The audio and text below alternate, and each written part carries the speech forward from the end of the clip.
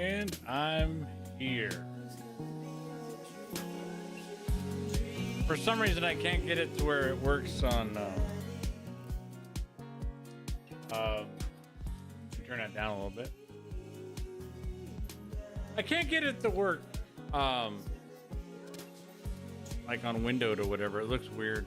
So I do it on full screen. I can't get. I can't click off. So we're just gonna do it. I'm playing Dream Daddy. Hello. And also, I don't have a cam. I have a cam, but it's not on. Maybe at some point I might. I don't know. I like being anonymous. Anonymous. Alright, so we're gonna I played this before, but we're gonna go ahead and we're gonna go a new game. Cause I'm gonna date some dudes.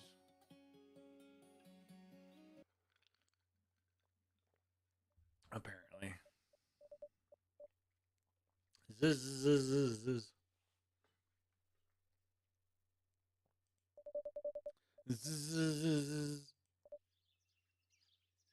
Dad? Dad, wake up! 5 more minutes. You said that 5 minutes ago. Yeah, I'm old. And also 10 minutes ago. Finally open my eyes and sit up. I'm lying in the middle of the living room, spooning a moving box. I yawn and stretch. Morning, Manda Panda. Dad. Yikes, dad breath. Go brush your teeth. Oh, dad breath? What? What is dad breath?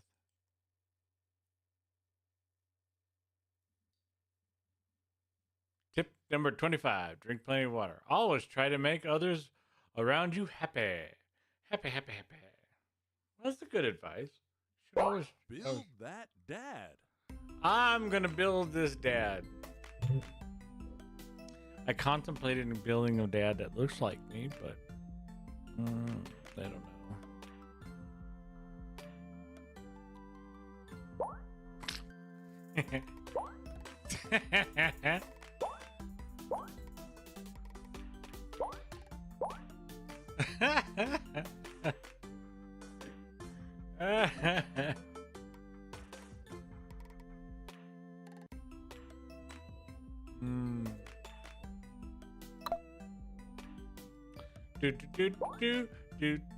Do. I'm gonna go with me.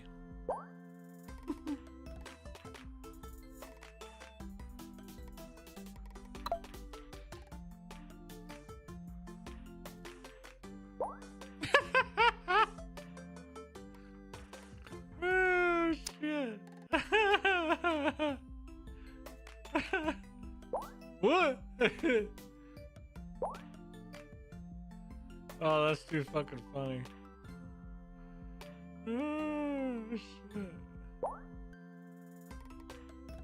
Oh, cat eyes.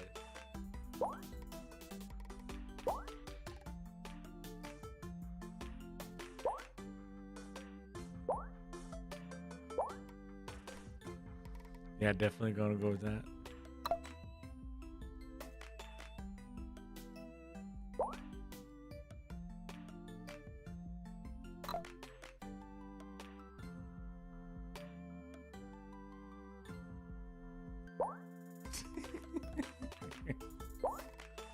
Arrgh.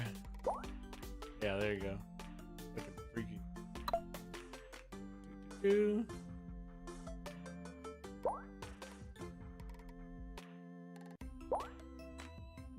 He's gonna be the most ridiculous looking dude on the planet. Which we got the bushy one.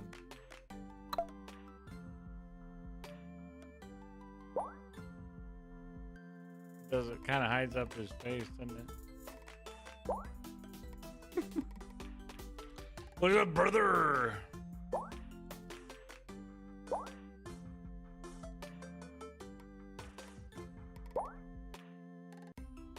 I mean, that's amazing right there.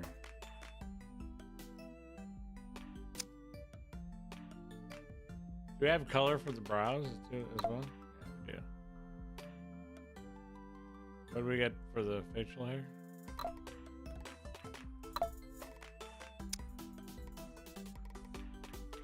Glasses. Of course we're gonna have glasses. That's what I've got.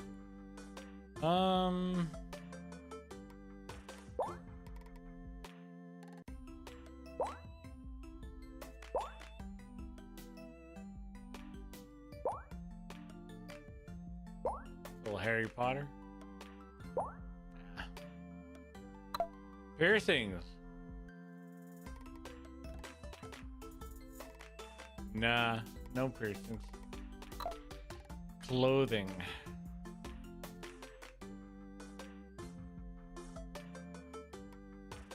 Where do you think we would put little cat? Little cat?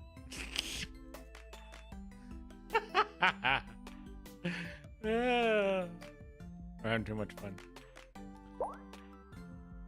Little Danny Sexbang.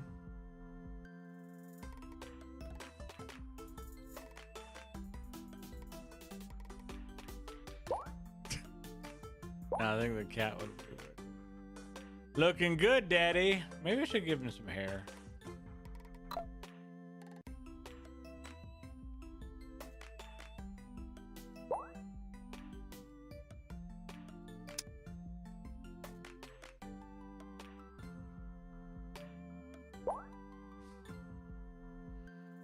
Oh man, that's funny. Little pompadour. Ooh, that's nice. What is this? Ooh. Looking good, Daddy. I like that one. What does this one do? Ah, I like this one. Little curl. Little Superman curl. That's perfect.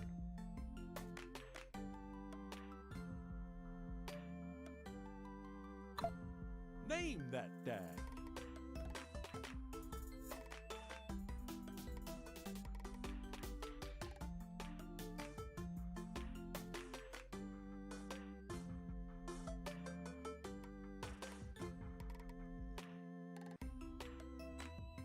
Hang on, Daddy. What does that do? Hang on, Daddy. Maybe I'll name him different. Maybe I won't name him Old Timer.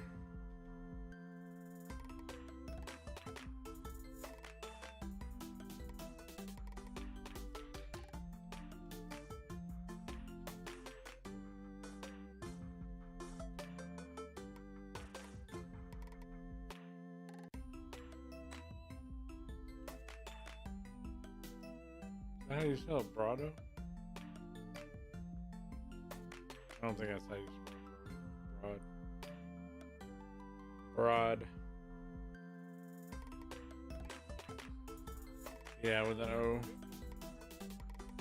Sonny Brado. There you go. His name is Sonny Brado. Be that dad.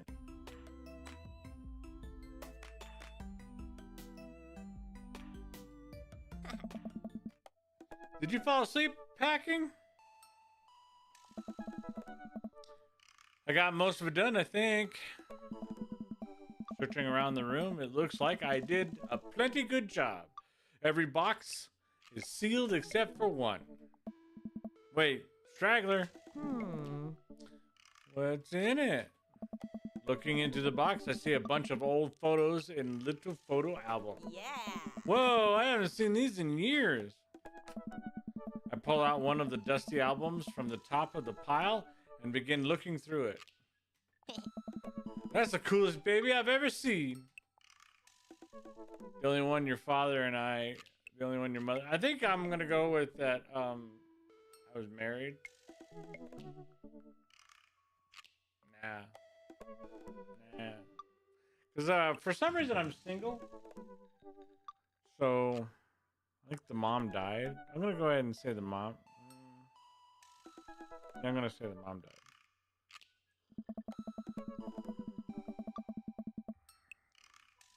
The only way we could get your mother and I could get you to stop crying was to put sunglasses on you.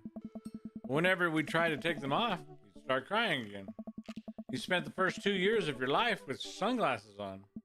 Nice. Halloween when you were maybe 4? Oh my god, that dragon costume.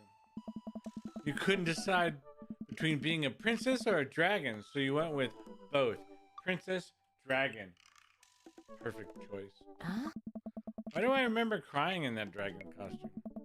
You saw yourself in the mirror and realized you were afraid of dragons. Seeing yourself inside a dragon's mouth was the realization of your greatest fear. I think. Huh? Right. Yep. Definitely repressed that memory. And this was you in your horse phase. Oh no. Dad? I believe you named that plush horse Sir Horsington the Brave. Excellent name.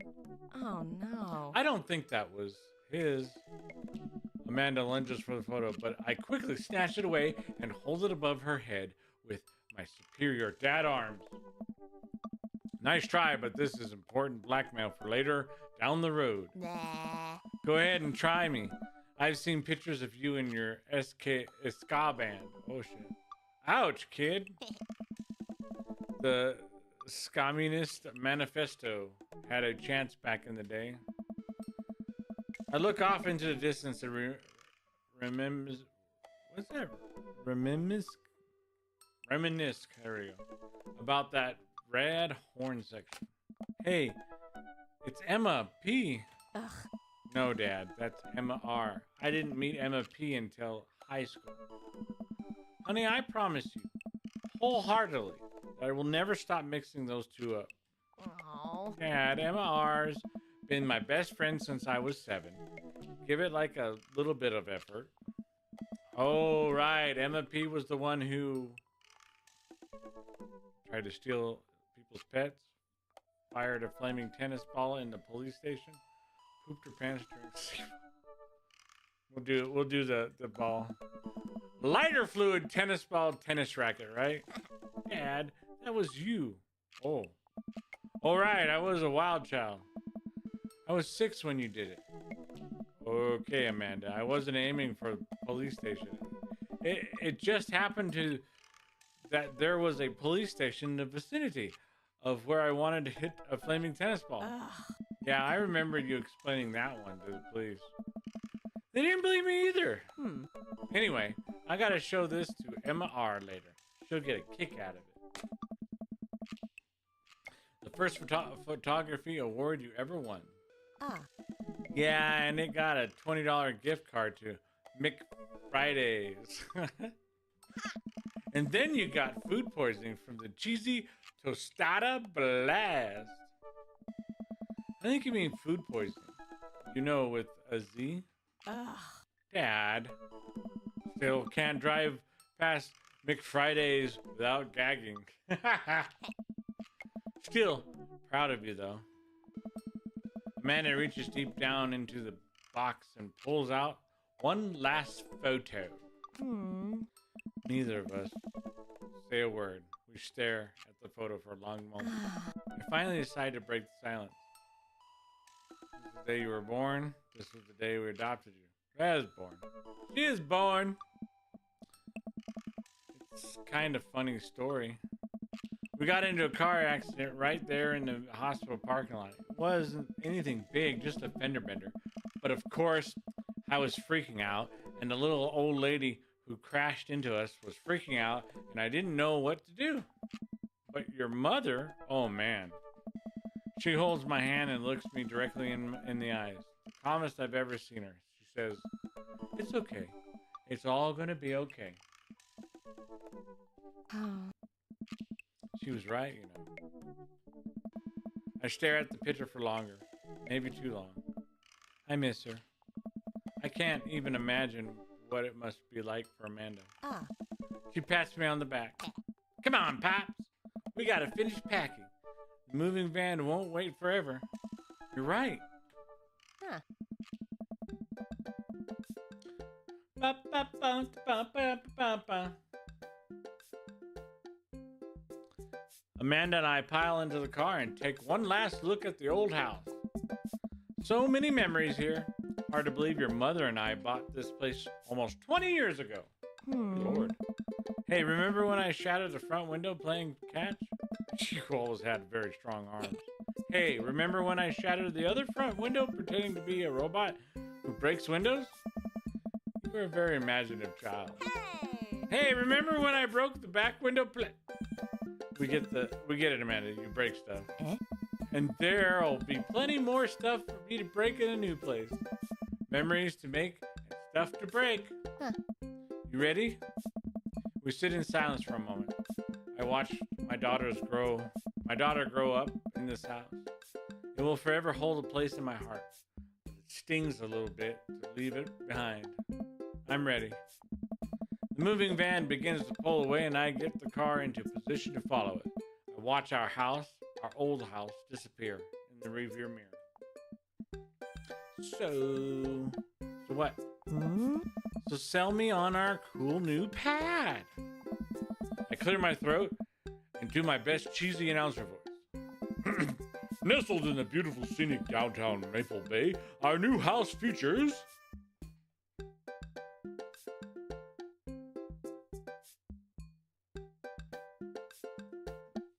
Honey, have you ever had dirty clothes? For most of my life, yes.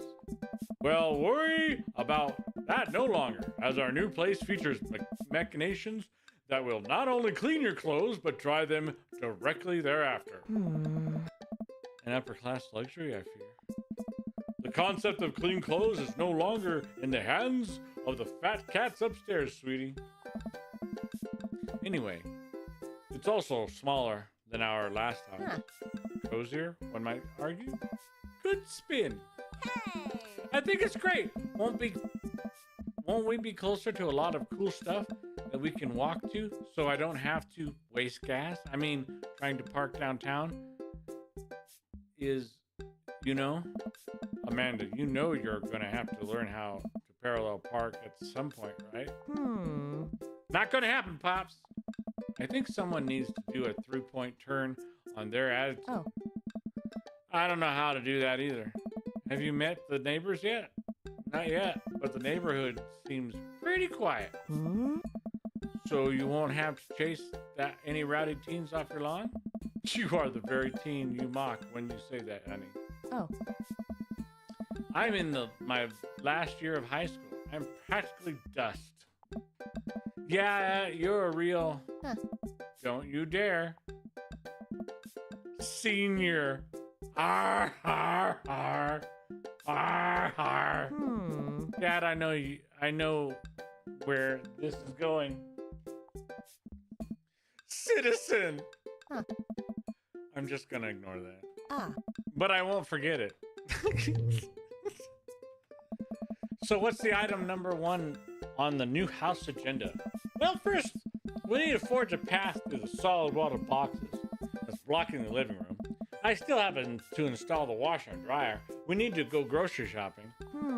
Pops, cool your jets. You have to promise me that we're going to take a break and explore the neighborhood. Okay. You're right. We'll get some work done and then check the area out. We'll pull up to the new house and step outside. Lawn is freshly mown and the for sale sign is still in the yard. Ha-ha-ya! And with a swift kick from Amanda, the for sale sign is no more. Nice form, Sweet Pea. I got a problem with authority. I'm so proud. Man, all the karate chopping tuckered me out. I could really go for a sandwich. An ice cream sandwich. Sweetie, it's 10 a.m. We need some coffee ASAP. Did you ever see all the dogs in the park nearby? We need to unpack first. As much as I would also like to enjoy a delicious and healthy ice cream sando right about now, we got work to do, kiddo. And we need to make it snappy because there are 5 sealed crates of DVD box sets blocking off the bathroom. I gotta pee real bad. Well, don't let me that's the entire cast of all 13 seasons of Shark Tank, but with actual sharks. Stand in your way. Let's get to it. I like Amanda. If you press the ignition too long, you'll just flood the... It's never too early to invest in personal IRA. And tattoos. I get to work unpacking the various boxes around the living room. A couple hours pass and I get some good work done. The washer dryer unit is both washing and drying, and we can actually walk through the living room without tripping over boxes. Excelente. Oh, first visitor already? I walk over to the door and open it. Hello? Oh, a handsome, clean-cut man stands at the door, brandishing a plate of cookies. Well, hello. Hello? Whoa. Oh, where are my manners? My name is Joseph. I'm your next-door neighbor. Oh, yes. Hi, I'm Sonny. That's what my name is. I saw the movie ad and thought I'd bring over some cookies. My daughter, Christy, wanted me to let you know she baked them herself. Joseph leans in and whispers, oh, but between you and me, she just sprinkles the chocolate chips. We both share a laugh, kids, right? Yeah. Wow, cookies, huh? So nice to meet you. Joseph hands her a plate of cookies with a smile. Well, thanks for the cookies. Amanda disappears with the cookies. Oh. Amanda, come back. She's gone. My daughter. Her name is Amanda. She's a charmer. Oh. Daughters are tough. Sons are also tough. Children in general are just tough. I hear that. I mean, there'd have to be something wrong with you to try to raise more than two. I have 4 kids. What have you done? Oh, I meant... Oh. Don't worry. You didn't mean to be rude. Oh no. This is the first neighbor I've met, and my social life is already in a tailspin. I wonder if it's too late to move again. Yeah, okay. Hey. Is, Mrs. around? No, not anymore. She died. Whoa, dude. Yeah. Oh. Yeah. Huh. I'm sorry for your loss. No, it's all right. Wow, this is uncomfortable. We stand there quietly for a moment, actually aware of how awkward we both made things. I'm sorry. Can you close the door real quick? I look at Joseph quizzically, but comply. After a second, I hear a knock on the door. Opening it, I see Joseph standing there with a huge smile. Oh. Hey, I'm your neighbor. Your new neighbor, Joseph. I promise to not talk about your dead spouse this time. I'm throwing a barbecue for a cul-de-sac, and I'd love for you to come by and meet the rest of the neighbors in our community. What do you say, pal? Oh. That sounds great. My daughter Amanda and I would love to stop by. Also, for kids, is a perfectly normal amount of children to have. We shake hands and seal the deal. Well, neighbor, I'll see you at 3 p.m. sharp on Saturday. Sure thing, neighbor. Joseph starts walking away, but stops to think for a second and turns around. Hey, in all seriousness, raising a kid on your own can be easy. Can't be easy. If you ever need to talk about, stuff, I'm the youth minister at a church down the street. Oh, I don't know. I wouldn't really consider myself a youth. Yeah. You look pretty young to me, but suit yourself. Whoa, Joseph. And with that, Joseph is gone. Pew! You seem nice. Amanda walks back into the living room. Crumbs on her face and a cookie in hand. That was the smoothest recover I've ever seen. I should be taking notes. Yeah. See, you're already fitting in great. Where'd those cookies go? They're gone. I'm sorry. If it makes you feel any better, they weren't very good. So you ate all of them anyway? I guess that makes it break time. Any ideas? Get some fresh air. I could use some coffee. Let's get some coffee. I'm feeling a little sluggish, and coffee seems like the more responsible option than just taking a nap. I'm proud of you. Liquor before beef, you're in the clear. What? We walk down the street to a Coffee Spoon, a cute little place on the corner. Yes. Man, this is such a convenient walking distance from our place. I mean, I guess. What's wrong? Why would I go somewhere else and drink coffee on a couch when I could just drink better coffee at home on my own couch and not have to make awkward eye contact with other people? Dude, just so me. So me. At least when I'm home, some random guy isn't going to come up and sit on the recliner next to me, and I won't feel like a little weird about it because technically he's not sitting at my table, but he is very much within my personal zone. Dad. And what's the etiquette when you have a dirty mug? Is there a bin? Do you go set it up on the counter because you don't know where else to put it?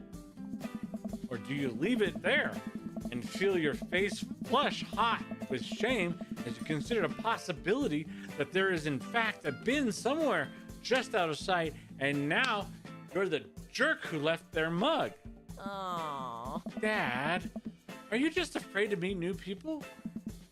Yes, Amanda. We walk inside. Hey.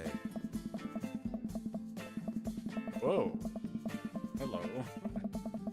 The inside of the coffee shop is incredibly warm and inviting. Vinyl records line the walls, and patrons lounge around on well-worn in couches. Some cool tunes spin in a record player next to the little stage. Oh. Welcome to the Coffee Spoon, guys. How's it going? Well, what's with the name? Hey. Oh, it's kind of dumb. It gets mentioned in this poem I like, and I thought it was a good idea at the time, and I suppose now it's still a good idea because, like, the business is still running. But people ask me that question all the time, and I give them the same answer every time. And now I'm standing here rambling, and I'm sure we're all getting more and more uncomfortable, and more I keep talking, but man, we're in it now, and I can't stop. Nerd. Oh.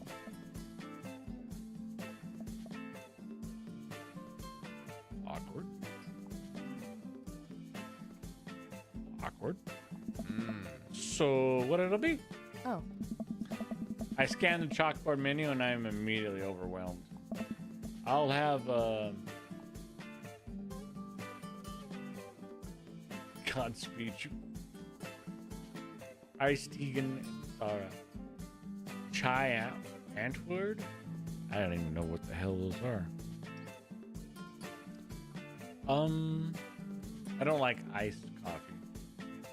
Let's do the Chai Antwoord. No idea what the hell that's gonna be. Hey. Spicy! Oh! You liked it! I don't get it. Oh, it's a pun. Chai Antwoord is a South African rap group.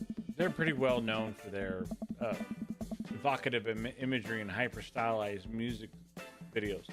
Their music is as catchy as it is disturbing. Hey.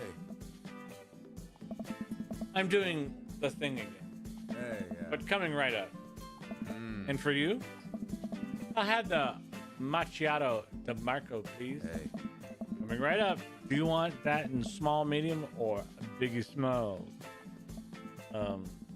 Medium? Ah. Wait, is biggie small big or small?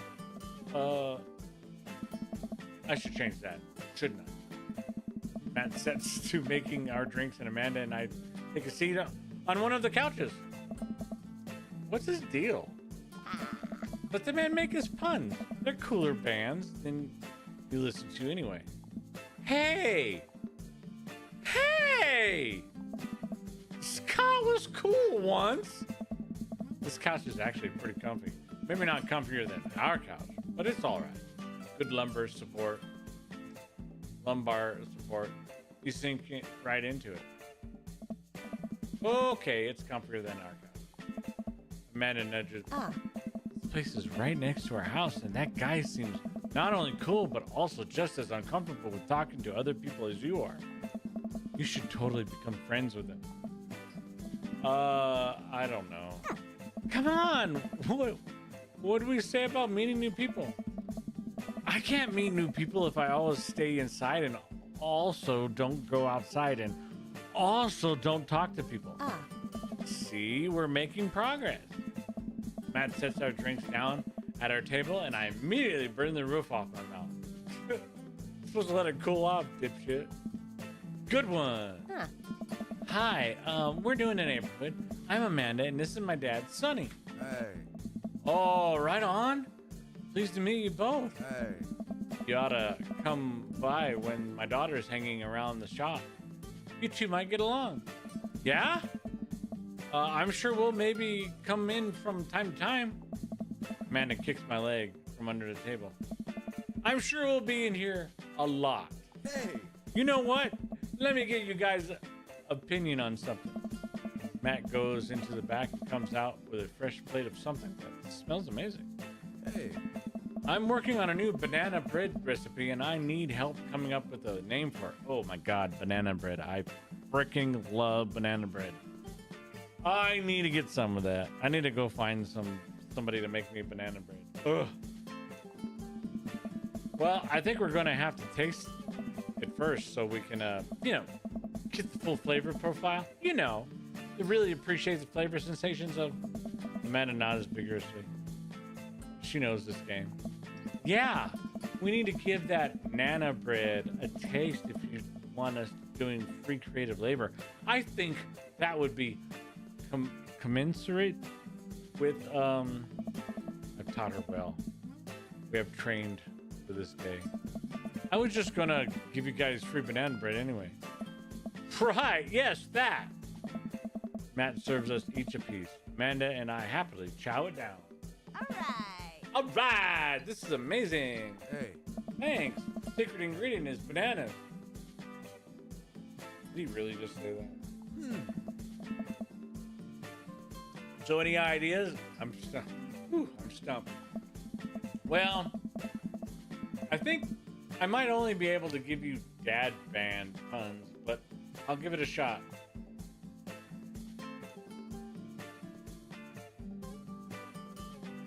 Right said banana bread. Grateful banana bread. I think grateful banana bread. Oh, we didn't like that. Shit. Like the Jamrock band, fronted by Jerry Garcia. That actually has a nice ring to it. But it was all black. You didn't like it. Really? Hey, yeah. Yeah, grateful banana bread. Strong decision. That's art, baby. Why was it black? I didn't like that. Hey, yeah. I wanted to say baby because I thought it would sound cool, but once I said it, I realized that it just doesn't sound good coming out of my mouth. Maybe I should just leave saying baby to the professionals. Oh. This guy's awkward as shit. Hey, yeah. Enjoy your coffee. Thanks, baby. Hey. See, it sounds good when you say it. Oh, all right. Across the way, a man catches my eye. He sits by himself, brooding over a cup of coffee. Our eyes meet just for a moment. Oh, hello. I hastily look away, hoping he didn't catch me staring. Who is that? We finish up our drinks and head out. Oh. Thanks for stopping in. Take care.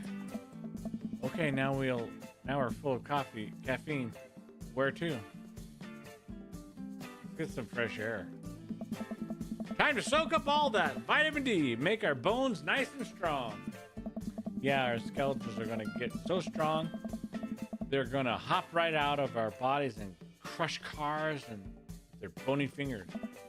And I already have an irrational fear that my skeleton will one day escape this flesh sack and run amok.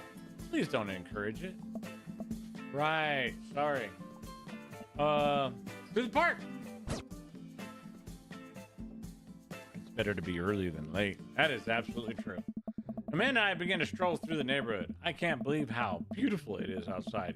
Kids are playing in the street, the flowers are in bloom, and the faint smell of a nearby barbecue drifts through the air. This place is nice. Mm? Too nice. I don't trust it. Good eye, honey. You can never be too careful. See that baby in that stroller over there? Government operative. Hmm. We're on to you, baby. We walk for a while and eventually end up in a small park. Toddlers chase each other through the playground, and dogs of all shapes and sizes romp through the grass. It's pretty crowded, but Amanda spots a nice empty bench. We start to make our way over to it when... Heads up! Ah. Ow! A frisbee suddenly hits me in the face. Ooh! Woof! A corgi with a neat plaid handkerchief tied around its neck bound up to me, wagging its tail. Did you throw this thing at my head? Hello! Arf, arf! He runs around in a circle and nudges my leg with his nose. Oh God, this is the cutest dog. Can I help you? Woof, woof. You definitely could have caught that. A guy in a Hawaiian shirt jogs over to us and takes the frisbee from me. Hey! You know, frisbees are traditionally caught with your hands, not your face. Well, you're traditionally not supposed to aim for people's heads. It's a new technique. I'm gonna say it's a new technique. It's like disc golf, but the goal is my face. Looks like you're winning.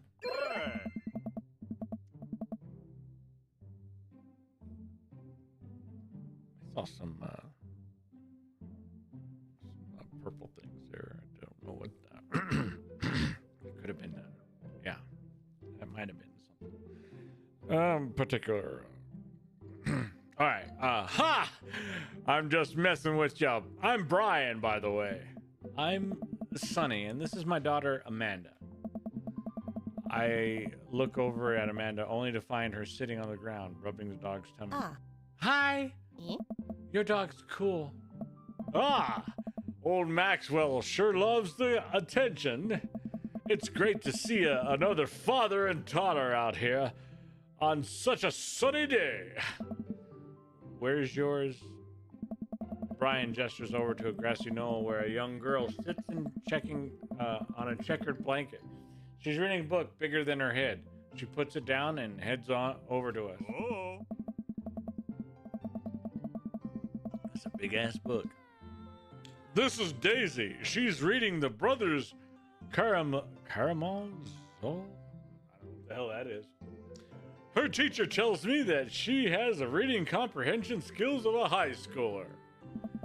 How old is she? 10. She's a precious little youngster. Whoa. Whoa! Yeah. My natural dad instinct kicks in. I must brag about my child's accomplishments. Oh no, it's happening! Da, da, da, da, da, da, da. Go on, Daisy. Tell him about yourself. That's my girl. Amanda, get in there.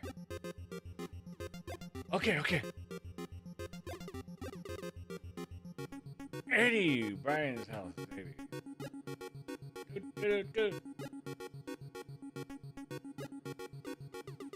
Amanda here just recently won a local photography award.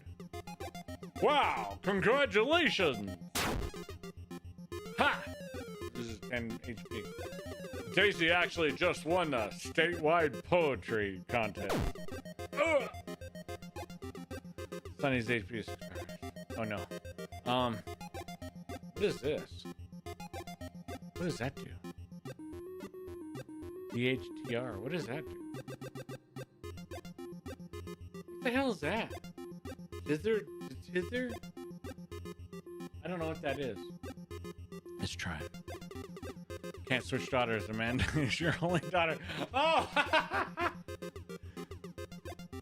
Okay. I was gonna. I like it. I like it. I like it.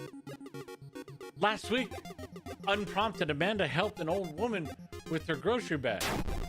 It's extra powerful. Brian loses 20 HP. Stacy just started a weekly chess club at her elementary school computer lab. She's the president too, of course. Dang, my high school doesn't have a chess club or a computer lab. Lose 10 HP. Ugh.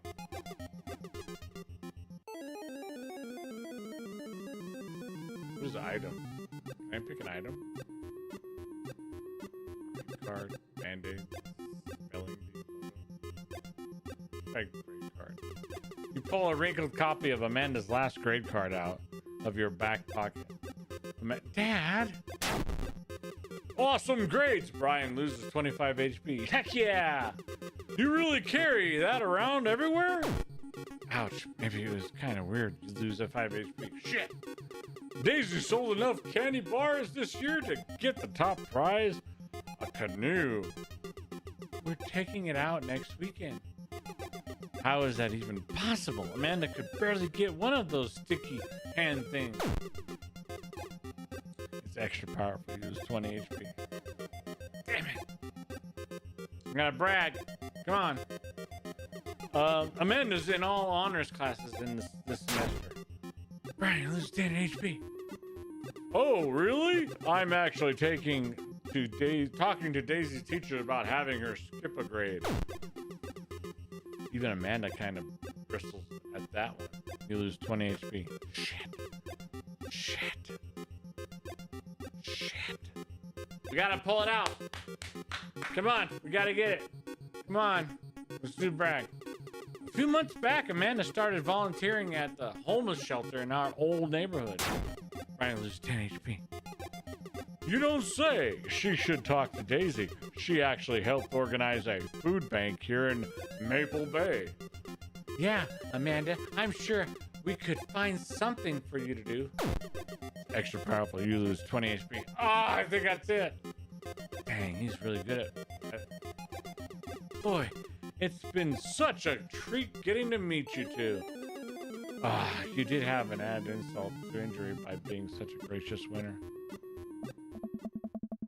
So, I take it you guys are new to the neighborhood? We just moved in. Do you live around here? Yeah, we live in that cul-de-sac down next to the coffee shop. What a coincidence! That's where we live too. Small world. Yeah, Daisy and I are in that little ranch-style house on the corner. I know that house. It's just like ours, slightly bigger and better landscaping. Does this guy have it outdo me at everything? What a lovely place. Well, I don't want to take up any more of your time. Really nice meeting you guys. You'll have to stop by at some point. Yeah, definitely. Bye. Brian and Daisy walk further into the park, Maxwell happily trotting along in tow. Do you get the feeling that he was trying to one-up us? Trying and succeeding. I can't believe that kid's only 10. What was I even doing at her age? I believe he had a bit of a thing for horses. Shame that didn't pan out. Could have majored in comparative horse studies. Not too late to minor in horse creative writing. Too close to the truth, Dad. Let us never again speak of the fantastic adventures of Sir Horsington and the brave and epic in 7 parts by Amanda Brado. We laugh off the horse epic and walk around the park a bit more, enjoying the day. I gotta take a nap, man. I'm all seepies. All this sunshine is making me real tired. I don't think I got enough sleep last night. You slept for 14 hours. Exactly. And it's not me. 4 or 5 hours tops. As we're walking home, I hear heavy footsteps come up behind us. I turn around and pull my trigger of my 45. Bro. Sonny, bruh. I turn around and, oh man, I can do my, I can do my surfer voice. I love it. I turn around and greeted by a familiar face jogging up to us. Craig? Hmm? Bro! Bro! Oh. Holy wow, I haven't seen Craig in forever. Hmm. It's been too long, dude. Yeah, wow, you look great. Nice. Yeah, I cleaned up my act. Cleaned up his act? Are you kidding me? He's ripped. Amanda, this is my friend Craig. We went to college together. We were roommates for a while too. Amanda, dude, you probably don't remember me, but you're so big now. Hello, and hello, cute baby. Hmm? Oh, thank you. The last time I saw you, I think you were about her size. This is River. Say hi, River. He picks up her tiny wrist and waves it around. River gurgles happily. Are you babysitting? Oh. Nah, dude. River's my kid. Had to get a drink there. Man, it has been a long time. Feels like 1 minute we're rolling up the exams with bad hangovers, and the next we're both fathers. Where you been, man? Hmm? I was working out in California and just relocated the business back to Maple Bay. No kidding? Man, I just moved to this side of town. How's Smashly doing? Ashley. Oh. I mean Ashley. Ashley is her name? Huh. She actually still goes by Smashly. And we got divorced last year. Oh, dude. I'm so sorry. Hmm? It's old news. We take turns taking care of River and the twins. It's all copacetic. Twins? You have 3 kids? Hmm? Ain't life something, bro? Right. Cake Stand Craig is a father of 3?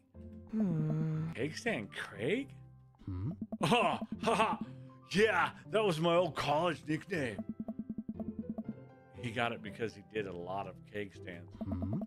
It's the thing where you do a handstand on a keg and then drink from a keg. Right. He was very good at it. Hmm. Bro, I hate to be that guy, but I'm in the middle of a daily jog and I really gotta keep my heart rate. Brought River along for, resistance training. You jog daily? I jog yearly. Shows, dude.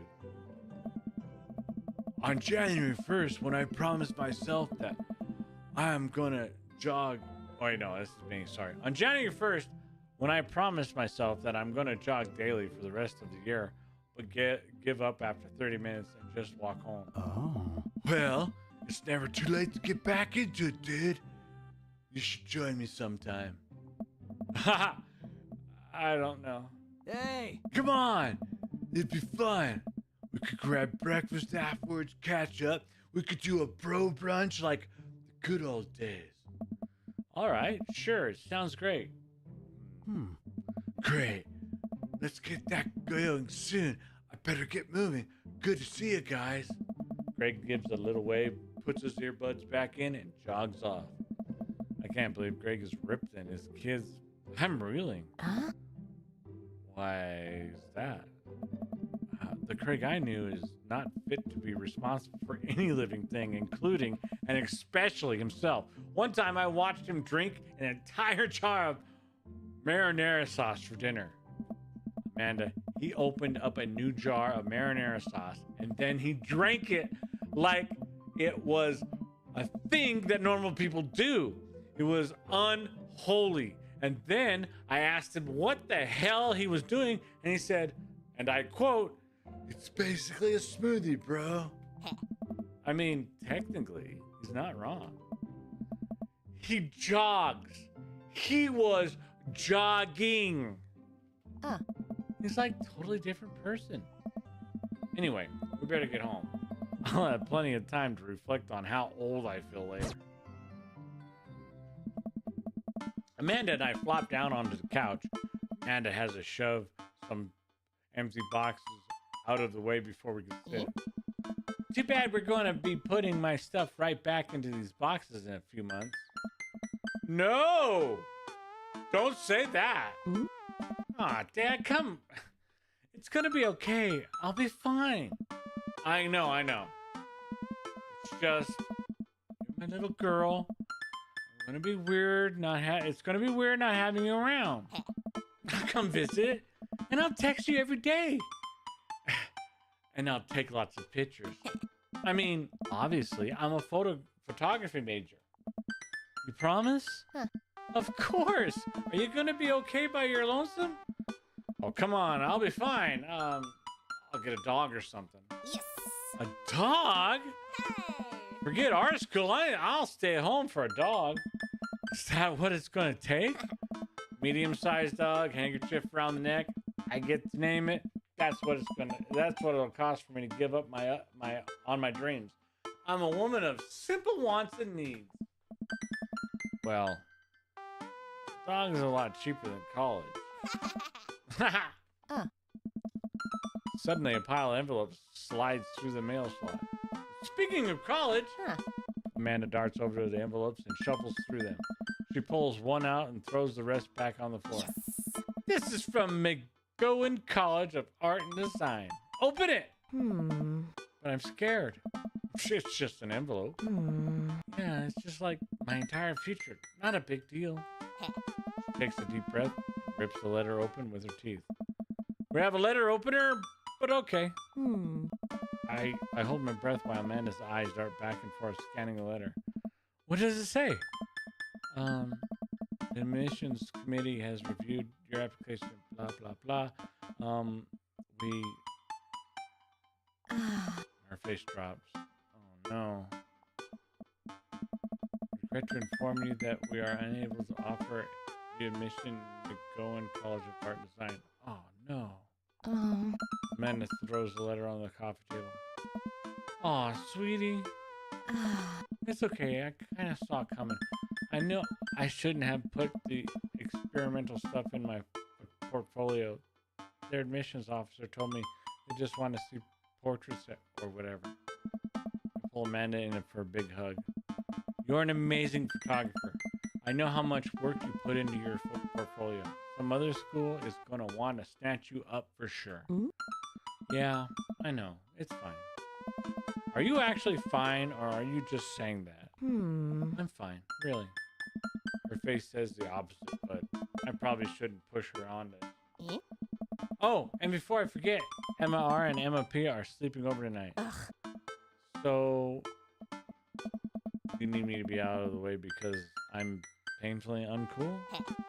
I would choose more delicate phrasing, but yes. Well, I'll have to know that I am conveniently already have plans for tonight. So, you'll have to have the place to yourself. Huh. Yeah? What are your plans? Quick think of plans.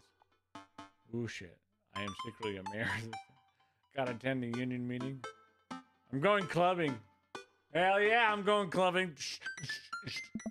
I'm gonna put on a nice outfit and go tear it up on the dance floor. All the hottest dance moves. Lawnmower, the sprinkler, the running man, you know, the ones all the kids these days are doing. All right, but I'm not gonna come back. I'm not gonna come pick you up if you pull anything this time. Not again. I'm just kidding. I'm actually going to go out and watch the game. Probably that. Nice. Which game? You know, the game. The one that's on tonight. This is literally how I would answer because I'm not a sports fan. I'd be like, yeah, you know, the game with the ball. Oh. The game on TV at somewhere other than here? Okay. Cool. While you do that, I'm going to do drugs and commit some light arson with the Emmas. I'm concerned you're hanging with the wrong crowd. Amanda shrugs. I would have expected you guys to be up to white-collar crime by this point. Maybe money laundering at the least. I'm a street rat, Pops. You're kidding about doing drugs and crime, right? Yes, Dad. Just making sure. I give her a pat on the head. I had fun with your sports. Are you being sarcastic? No, making fun of sports is played out. Ah. All right, then. I do some light cleaning around the house and decide to clear out right before Amanda's friends arrive. Before I leave, Amanda stops me. Ah. Hey, don't forget that you have that meeting with my English teacher tomorrow. All right, Mr. Vega. Yep, totally remembered. I'll be there.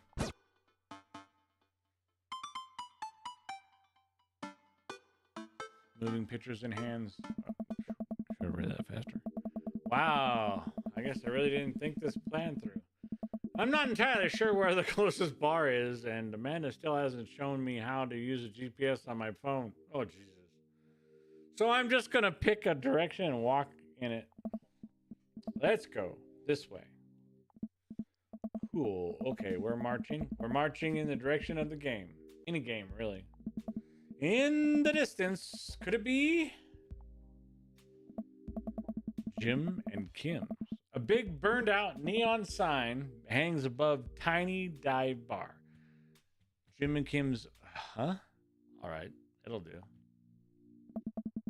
This bar is small and dimly lit. Crack of pool balls sound in the back as patrons laugh and joke. A string of multicolored Christmas lights hover above the bartender. I can't tell if he's Jim or Kim. Pull us up a seat at the bar. What'll it be? A beer? One beer, please. Sure thing, boss. Bartender slides me an ice cold beer. Take a sip and enjoy the refreshing taste. That's not me, by the way. I really don't like beer. I'm currently drinking rum and coke. Rum. Cracking. Say, are you Jim or Kim? I'm Neil. Oh. I awkwardly turned my attention to the game, which is playing on one of the TV walls of the TVs on the wall. As luck would have it, my team of preference is not only playing, but is currently in the lead, which is always a good thing. The brightly colored mascot, which is some kind of animal, does cartwheels. I silently cheer on my favorite team. Yell on here, hoping that I don't get into any confrontational arguments with a fan of the opposing team. Several people in the bar are wearing a distinctive colors of the team I dislike, though I believe from their demeanor that, like me, the passion for their team is all in good fun.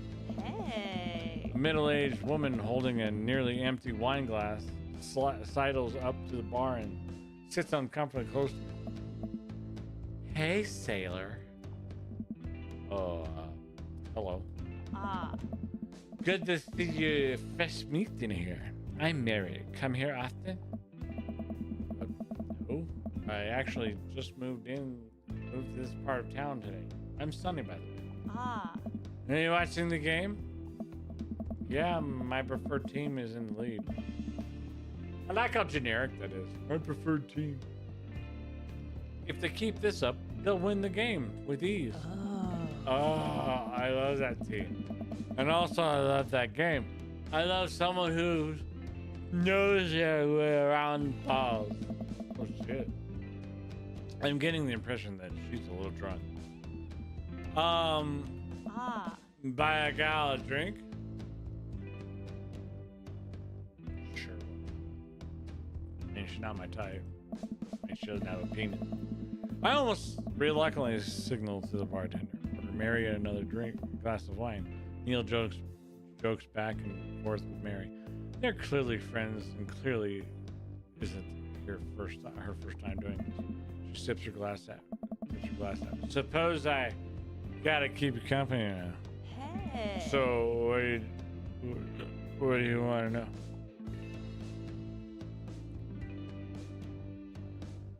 What's the latest gossip around here? You came to the right broad. Ah. I'm an observer. I watch people. I see everything.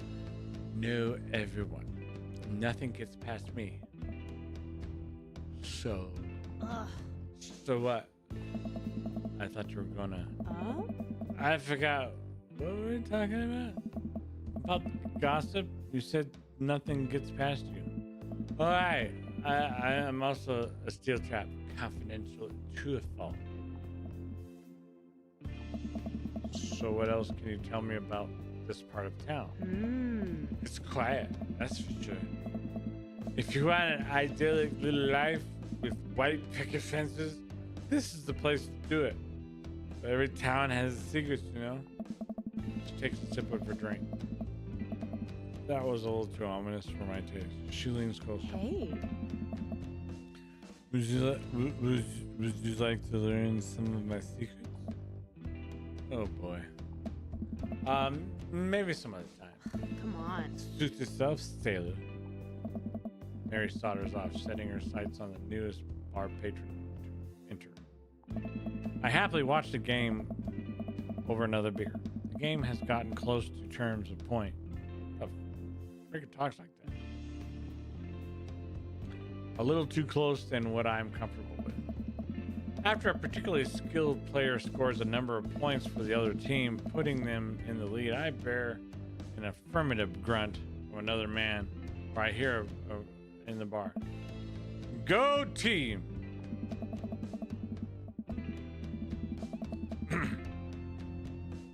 Hello. It's the brooding man from the coffee spoon. He sits alone sipping whiskey, watching the game as well. Enjoying the game? I am now that we're winning. Oh, we must be rooting for different teams. In my opinion, my team is far superior. I have to disagree with that. Based upon our wins-loss record, I'd say that my team is superior. That's where you're wrong. Since as it stands right now, my team is beating yours. Conversation ends there. We both go back to silently rooting for our respective teams. The game is close, with both sides playing their hardest to win. But in the end, my team prevails. Quiet cheers ripple through the bar. I raise a respectful glass at the man drinking whiskey. He raises his in response. An unspoken truce is formed between us based on mutual love for the game. He motions to the bartender, who pours 2 glasses of whiskey. This man slides one over to me. Name's Robert. Thanks. I'm Sonny. Oh. You must be new here. Mary already hit on you? Yeah? Robert chuckled. Oh. She's a peach. Well, you picked the best bar in town. Slimy as it is, never find a better spot than Jim and Kim's. Is there actually a Jim or Kim that runs this place? Oh. No. That'd be Neil. Neil waves from across the bar. Hey. Good guy, Neil. Not enough Neils in this world. Okay. You a whiskey fella or a beer fella? Beer. But I'll drink most things. Oh. You like shots? Oh, shots fired. I don't like them. I love shots. Yeah, I got the hearts. Thank God. Robert nods to Neil, who serves up 2 shots of whiskey. He hands one to me. Oh. Here's to your health. We take the shots. The whiskey burns down, going down, but I tried my hardest to look tough. Tough. Wait, I think this is what making friends is. Okay, Sonny, this guy's out of my friends league. But I think if I play my cards right, we'll be pals in no time.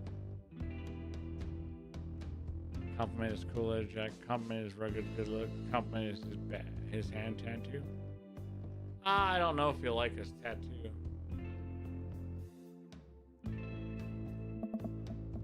Your face is good. Huh? Well, you liked it though. Shit. Thanks. Wait, I think this is what flirting is. Man, this guy is mysterious and cool. Hey. Way cooler than I am. Robert signals to the bartender for another round. What are you doing here tonight?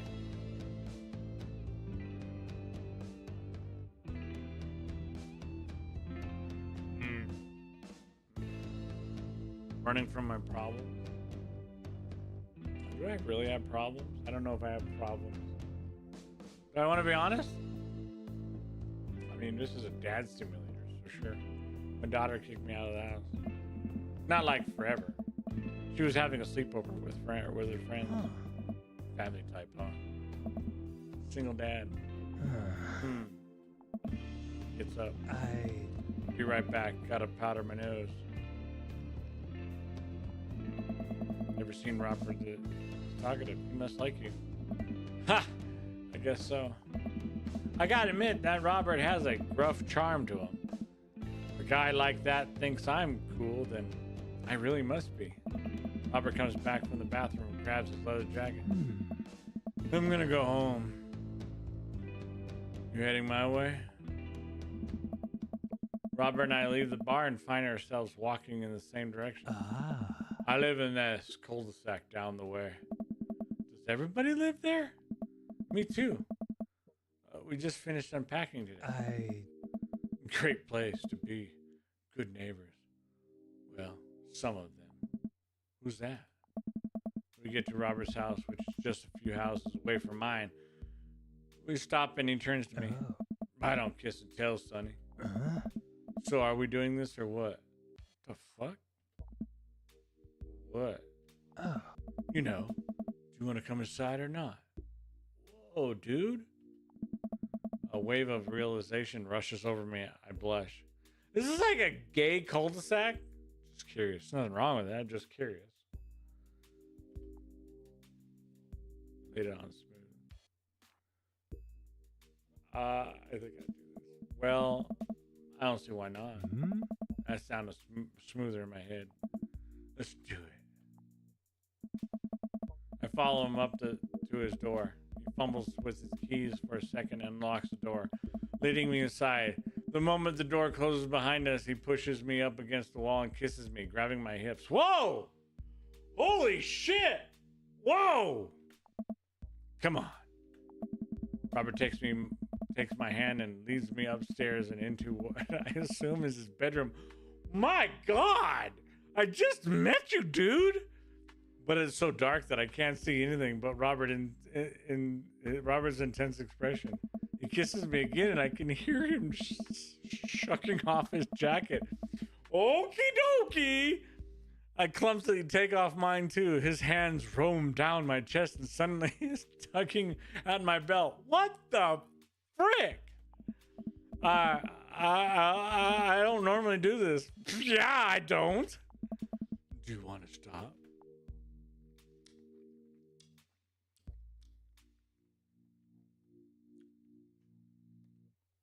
I don't know. Will he respect me in the morning? Am I gonna do that walk of shame? It's been a while. No. Good. Robert continues to unbuckle my belt and guides me to bed. Let's have some fun. All right, dude. Fade to black. Oh my God, I had a one-night stand. Sunlight streams in between the slats of the blinds. My head is pounding. I really overdid it last night. Wait a minute. This isn't my old house or my new house. Oh, right. I look around for Robert, but find myself alone. Hello? There's a clatter from the bathroom and the door opens. Robert is fully dressed and grabs his keys. That was fun. Yeah, it was. Oh. You should go. Oh my God. Oh my God, I was used. That's certainly not what I was expecting. Well, talk to you later? Robert cracks a smile. Sure. Your clothes are over there. Hey. I hastily get dressed and show myself out. The sun is unbearably bright. I need to lie down. I start to make my way back home when I suddenly remember, Amanda! I rush back home and throw the door open. Something smells delicious. Amanda? Oh. Amanda runs out of the kitchen and looks slightly disappointed. Aw, man, I was kind of hoping you had gotten kidnapped and I was going to have to come rescue you. No, I made a friend at the bar last night and ended up slipping over at his place. Where are the Emmas? Huh. They left a little while ago. Oh, you guys have fun? Yeah. Watched some movies? Ate snacks? stole a car. You know, usual sleepover stuff. You teens and your larceny. So, this breakfast that's cooking, what's that all about? Well, there's hash browns and eggs and bacon. Can I? Ugh. Yes, you can have some breakfast. Bless you, sweet child. My head throbs. Ugh. I gotta do something about this hangover. Amanda, your loving father might have overdone it last night. Oh, somebody's hangover? Father of the year. You wouldn't happen to have any aspirin or... Yeah. I've got just the thing. Hang on. Huh. Amanda runs to the fridge and pulls out a jar of pickles. Amanda, what? Drink this. The pickle juice? Huh? Yep. It's what I used once. Would assume someone would use. I would also assume that. It works pretty well. Although, I've never tried it before. And won't try it, obviously.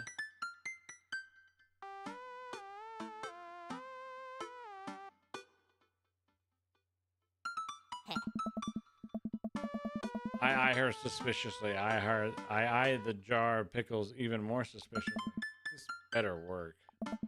I down a sip of tart juice. No. More than that. Way more than that. Whoa. I mean, I assume. Huh. Watch it, you.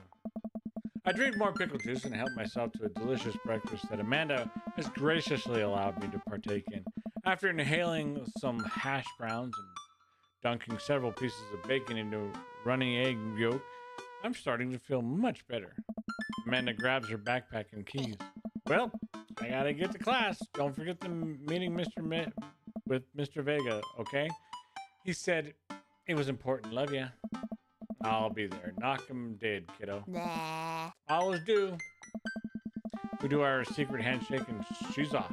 I get a little work done at home before I glance at my watch and see it's almost time for the meeting. I hop in the shower, change clothes, and head on my way. Still a little hangover. Yeah, it takes me like 3 days to get over a hangover.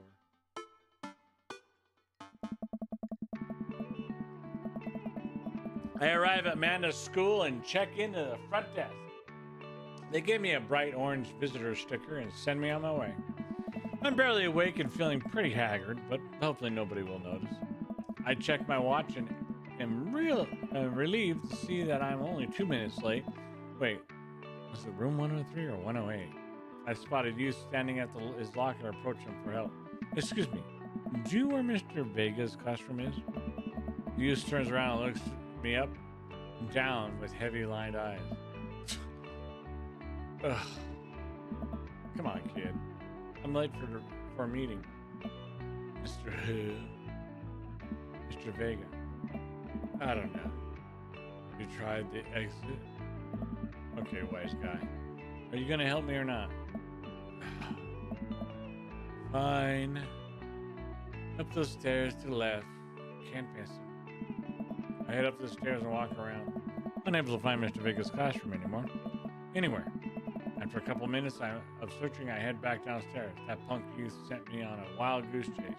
I get back to where that low rent Jared Way is standing fully ready to give him a piece of my mind.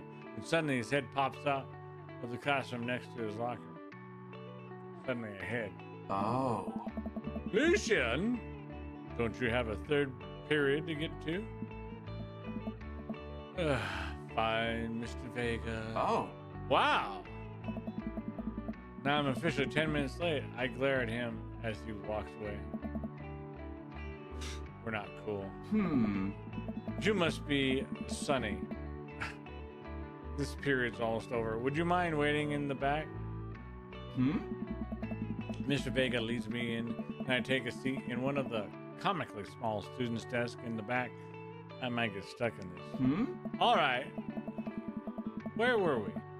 Now, who can tell me about the unreliability of the narrator in J.D. Salinger's Catcher in the Rye? Yes, Colin. Colin stands up and does the thing where he blows into a crook of his elbow. and makes a fart noise. Oh. The whole class erupts in laughter. All right, everybody. Very funny, Colin.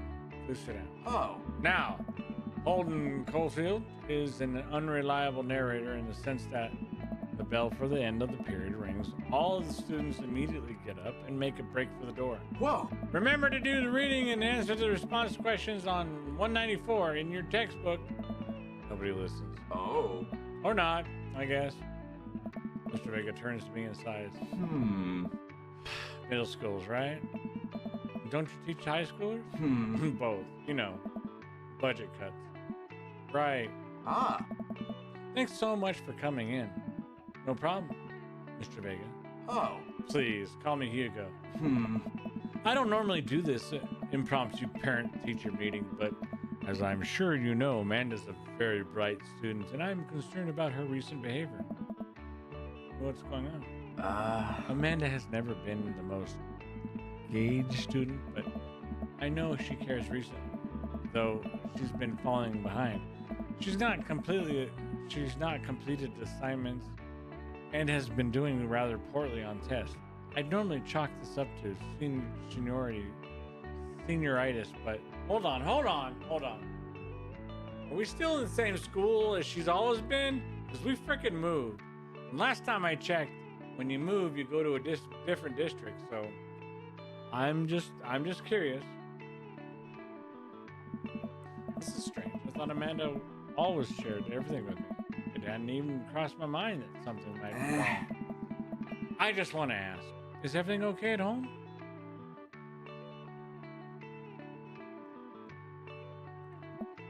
Well, we just moved recently, but it was only to the other side of town, and Amanda was more excited about it than I was. Ah.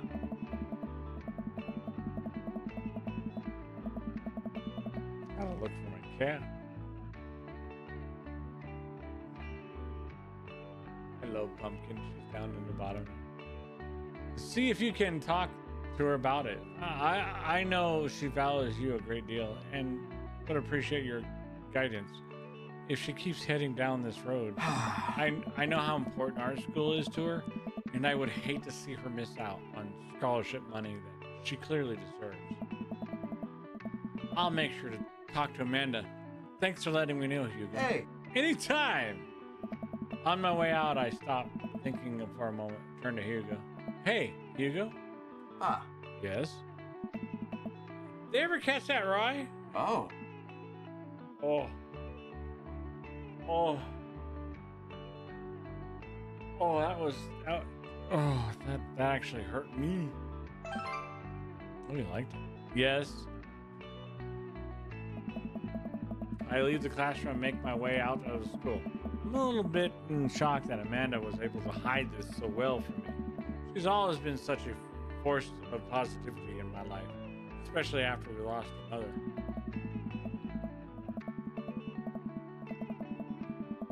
Guess I'm gay now. Amanda must be done with classes for the day by now. I suppose I should have realized that. Considering this daddy dating thing. I'm sure she would appreciate a ride home. Maybe I can talk to her about what's going on. I pull up to the carpool. Amanda hops in passenger seat. So did you have fun gossiping about me? Mr. Big and I actually just gossiped about our celebrity crushes. So you talked about Mario Batali the whole time? It was a very productive meeting. I'm pretty hungry, Dad. Can we grab some dinner?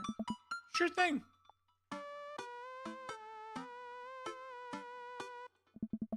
Does that sound good to you? Yeah, sure. Why the mall? Jeez, can a dad take his daughter to the mall? Buy me some things? I will buy you a thing. Singular. Sounds like a deal to me. We drive in silence for a short while. Amanda plays a game on her phone. I should say something. You know, sometimes when a kid gets older, they find that they have to keep things hidden from their parents. And that's okay, because sometimes that's what kids do. And that's okay. But also sometimes it's good to have the parents' perspective because maybe the parents have also dealt with similar situations and maybe they're a little cooler than you give them credit for. Anyway, what I'm trying to say is that it's good to share. I love you. Have you been reading my tweets? You have a Twitter? What? Never mind. Look, sweetie, Mr. Vegas said you haven't been participating in class and that you're not turning things in. Oh, I'm fine, Pops. Senioritis and all that. I thought you liked Mr. Vegas class. It's fine. He's fine. We pull up to a stoplight and I eye Amanda. She's still a texter. Just, I want you to know that you can talk to me about anything. Oh. Uh-oh. I can tell that whatever it is, she doesn't want me knowing about it. That's frustrating. I heard Amanda R is going to that fancy art school in California. That's exciting. Yep. Are you bummed that you guys aren't going to the same school? Yep. Amanda keeps texting. She stifles a laugh. What's so funny? It's I don't think you get it. Okay. Who you texting? Noah. Who's Noah? My friend. Does he go to your school? Yep. Do you like Noah? Huh? What? No. Dad? Ugh. I can't believe you would. Ugh. Dad? I mean, jeez. Why would you? Ugh. Gross. Sorry, just asking. Dad, he's just my friend. Guys and girls can be friends. He's my friend. Huh? Okay. Jeez. This is going well. Well, good talk. Love you, kiddo. She leans forward and turns off the radio. I guess that's the conversation's over. To the mall, then. What do you do? Oh, never mind. We arrive at the mall. A big indoor shopping center with a couple different floors. Kind of did. That doesn't stop the mall security guard from yelling at a group of loitering teens. Let's eat something disgusting for dinner. All right. Hell yeah! Language, Missy. Huh? Heck yeah. Better. Oh, good. We approach the food court and evaluate our options. There's greasy restaurant after greasy restaurant. My heart burns just looking at the menus. Somebody's playing Baldur's Gate 3. For once, I'm not playing Baldur's Gate 3. Nobody looks happy to be here. What are you in the mood for? Bread dipped in sugar, bread with cheese on it? Or do you just want me to inject some fat directly into your bloodstream? I extend my hand to her. Would you do me the honor of sharing some nachos? She takes my hand with a grin. It would make me the happiest, cheesiest girl alive. We order a giant pile of chips and unnaturally orange cheese from a very unenthusiastic and possibly stoned teenager. We take a seat at a rickety table and dig in. These are bad. These are very bad. But also strangely delicious. We have to eat through the pain. We enjoy the fluorescent, cheesy goodness together until we're all out of nachos. So, something's been bothering me for a while. Can you explain memes to me? Oh, Lord. Which meme? All the memes. Dad. Amanda sighs deeply and places her head in her hands. Oh. Dad, it's complicated. See, memes are inside jokes shared by a bunch of people. That gets less funny the more people do it. So the problem is that by the time a meme gets to you, Dad, all us youths have already done the joke to death. And what's worse than that is that movies and TV and video games will try to jump in on a meme train Just based on how long it takes to make them, the meme will be long dead by the time it comes out. So it just dates it, and isn't funny. Oh shit! What up, Ugh. Dad? Please. Huh. Anyway, changing the subject. Where to now? Want to go to the goth store? What? You know, the one that's all black and tries to establish itself as an anti-establishment despite being an exact representation of the establishment? I don't know what store you're talking about. You know, the one where you can buy chain wallets and it's basically an assault on what people fought so hard against in the punk and hardcore movements in the 70s and 80s. Dude, you gotta be more specific. The one you threw up in that one time? Ah. Oh, that one. Man runs in the store with me trailing behind her. She makes a beeline for the back. Hey. There it is. You can still see the outline, kinda. I'm so proud. Speech. Amanda? Hey. Speech. All right, I'll do it for you. Just stop chanting. Huh. Amanda stops immediately. I clear my throat. Thank you all for joining me here today to commemorate an historic moment that would forever shape history. On a day very much like today, some 5 years ago, or our very own Amanda Ann Brado, yeah, had too much blue raspberry slushy on an outgoing to the mall. After begging her father to take her to Dead Goth and Beyond, God, to buy rainbow suspenders, she proceeded to throw up on all over a display of a chemical romance merchandise. Her loving father then had to buy for said merchandise, which to this day remains among our possessions. Thank you. Ah. Amanda is moved. She begins clapping. Slow. Then faster. More vigorously. Several other people turn their heads. One of them also starts clapping. I bow my head. Yeah. Oh, hey, chain wallet. While Amanda busies herself looking at a band t-shirts, I try to find something of interest to myself. Not much for a dad to look at in a Dead Goth and Beyond. I like ironic mugs. I'm suddenly stricken by an existential fear. If there's only one number one dad, then why are there so many mugs here that say that? This whole time I thought I was the only one. If I'm not number one, where do I place on the global dad ranking charts? I have work to do. Look, this is very important to me. Oh, hello. I overhear a stifled argument over at the cash register. An older gentleman is carrying a garment showing it to a bored-looking cashier with pink hair. I can see that. Don't know what to tell you, dude. I just work here. What? Listen. When I bought this online, the website said this blouse was Victorian inspired.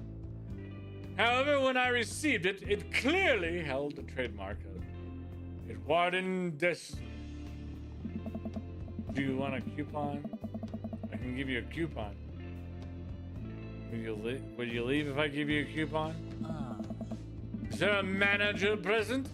People have to know they're buying. I am the manager. I see. Well, it would seem that I have overstayed my welcome. Good day, shopkeeper.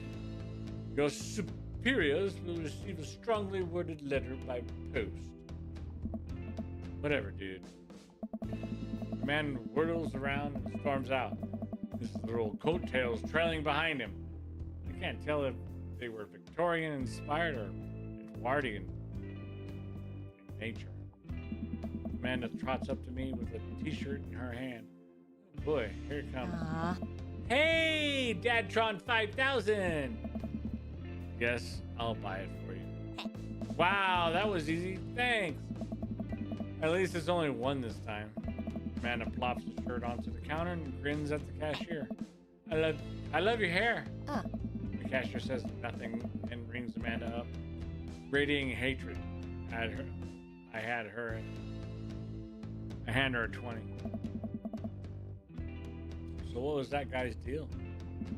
The cashier rolls her eyes so hard, you're worried she'll pull something.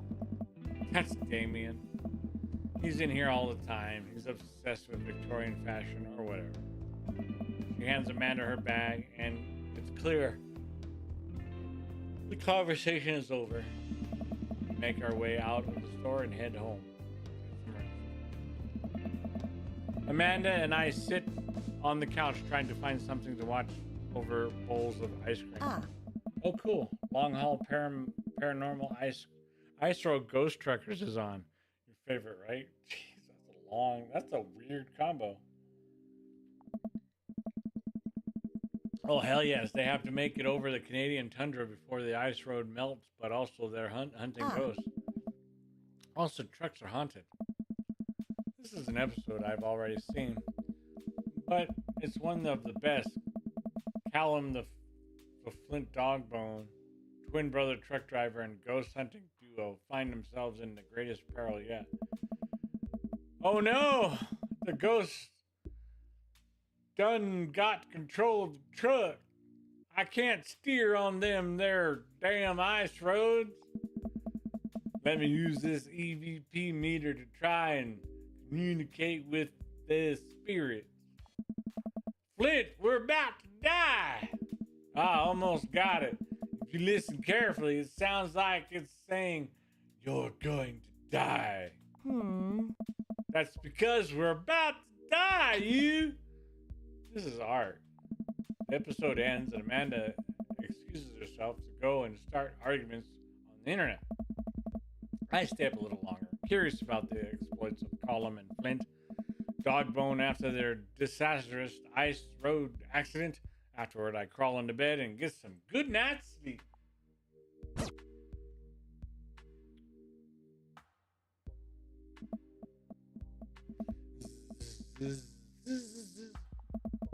Morning, sleepyhead. 5 more minutes. You have never ever let me have 5 more minutes, so get up. Fine. We have cereal for breakfast and spend the morning putting together furniture. Amanda's much better in interpreting the tiny menu. We're able to put together a few shelves and one desk, but I'm pretty sure it was supposed to be a bookcase. So, you excited for the cookout today? If there's food, yeah, I'm excited. I'm all over those terrible store-bought sugar cookies that everyone brings to parties. Yeah, those are bad. Which means there are more for me. Don't you want to meet some of the people in the neighborhood? I'll probably end up standing uncomfortably in the corner with a plate of food and hope that nobody talks to me. We already made a friend. You had sex.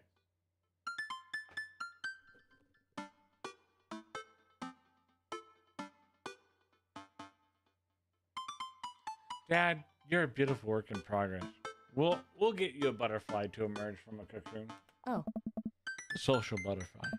Well, better start getting ready. We definitely don't want to be late. Huh? What? No, we have to be fashionably late. Who shows up at a cookout on time? You know what? We're going early, just because you said that. I head out the door and Amanda reluctantly follows. We walk across the street to Joseph's house and a store with store-bought veggie plate. I'm a terrible cook if it doesn't involve a grill. Not true. I guess we're not as early as we thought we were. Joseph's backyard is already packed with people, and the smell of hot dogs wafts through the air. Small children run through a sprinkler and adults chat in small clusters. I set our veggie plate down on a table next to 2 other veggie plates. Huh. Hey, there's Joseph. I waved to get his attention. The moment he sees us, he jogs over, arms open wide. Welcome! I'm so glad you 2 are here. And you brought veggies? Oh. Let me introduce you to my family. Kids, come on over here. Come on over here. This is Chris, my eldest. Yeah. Hi. Oh. This is Christian and Christy. They're twins. Whoa. They stare creepily and say nothing. Yeah. Lord. Then, of course, there's our youngest, Krish. Wait, where's Krish? Maybe Mary put him in this crib. Oh no, it's the woman from the bar the other night. What is she doing here? Oh, and how could I forget my lovely wife, Mary? Oh? Joseph pecks her cheek. Pecks her on the cheek. She smiles. Ah, Mary, sweetheart. Did you put Krish to bed? Ah. I'll have to go look for him. Oh. What? You'll have to. Joseph takes a moment and regains his composure. Mary, this is our new neighbor, Sonny, and his daughter Amanda. I'd shake your hand, but I have a glass of wine that I need to attend to. I love her. Nice, meet you, Mary, for the first time. Charmed. Well, I have to go over there now. Mary leaves. Oh God, this is so awkward. I wonder if Joseph knows. I wonder if Mary knows that Joseph knows. I wonder if Joseph knows, Mary knows, that I know. It takes all of my energy not to run away from the barbecue and start fresh in the new city. My wife has a wonderful sense of humor, but please, you 2 enjoy the barbecue. All of the guys are really excited to meet you. The men and I meal over and try some of the food spread out on the table. I pick at some deviled eggs. God, I love deviled eggs. Ugh. Freaking kill for a deviled egg. Amanda grabs a small paper plate and immediately begins piling it with baked goods. Ugh. I don't want to make friends. Oh. Come on, Dad. Who are you gonna party with when I go off to school? But I don't want to have to do. Please. Pleasantries? Pleasantries? Huh. Dad? You're gonna talk about weather. Oh. Do it. Make a friend. But how could I possibly abandon my only child at a social function? That's bad parenting. This plate of cookies is my new dad. Bye. Amanda shoves me into the center of the yard. There goes nothing. I look around the party and am surprised to see some familiar faces. Isn't that the barista from the Coffee Spoon? Oh, dang, Robert's here. Oh, shit. Look away. Look away. Don't make eye contact. Don't look him in the eye. Nope. Don't do that. Don't look him in the eye. Don't look him in the eye. Didn't that guy throw a frisbee on my head? Isn't that the guy who was throwing a fit at Did Goth and Beyond? Isn't that Amanda's teacher? Hey, I know Craig. Wait a second. All of these people live in our cul-de-sac? That can't be right. I better investigate. There's a freaking gay palooza here.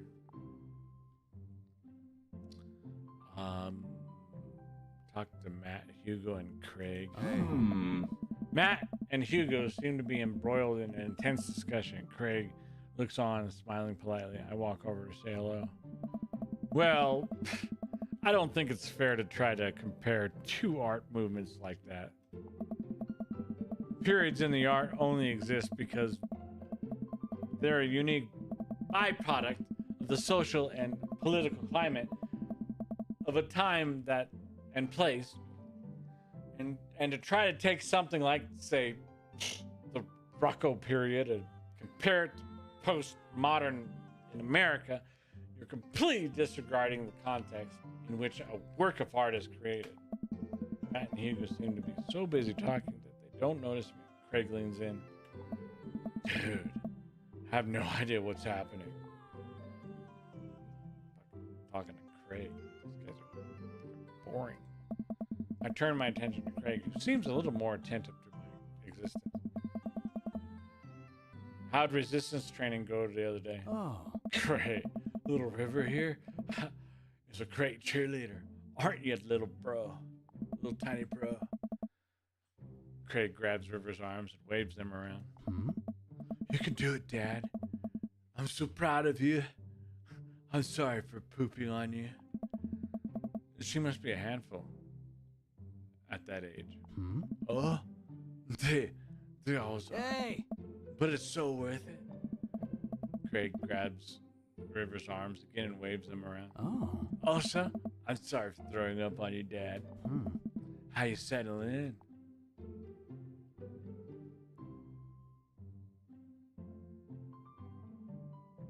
Almost done. There's still a few odds and ends to take care of before I can really call it myself settled in.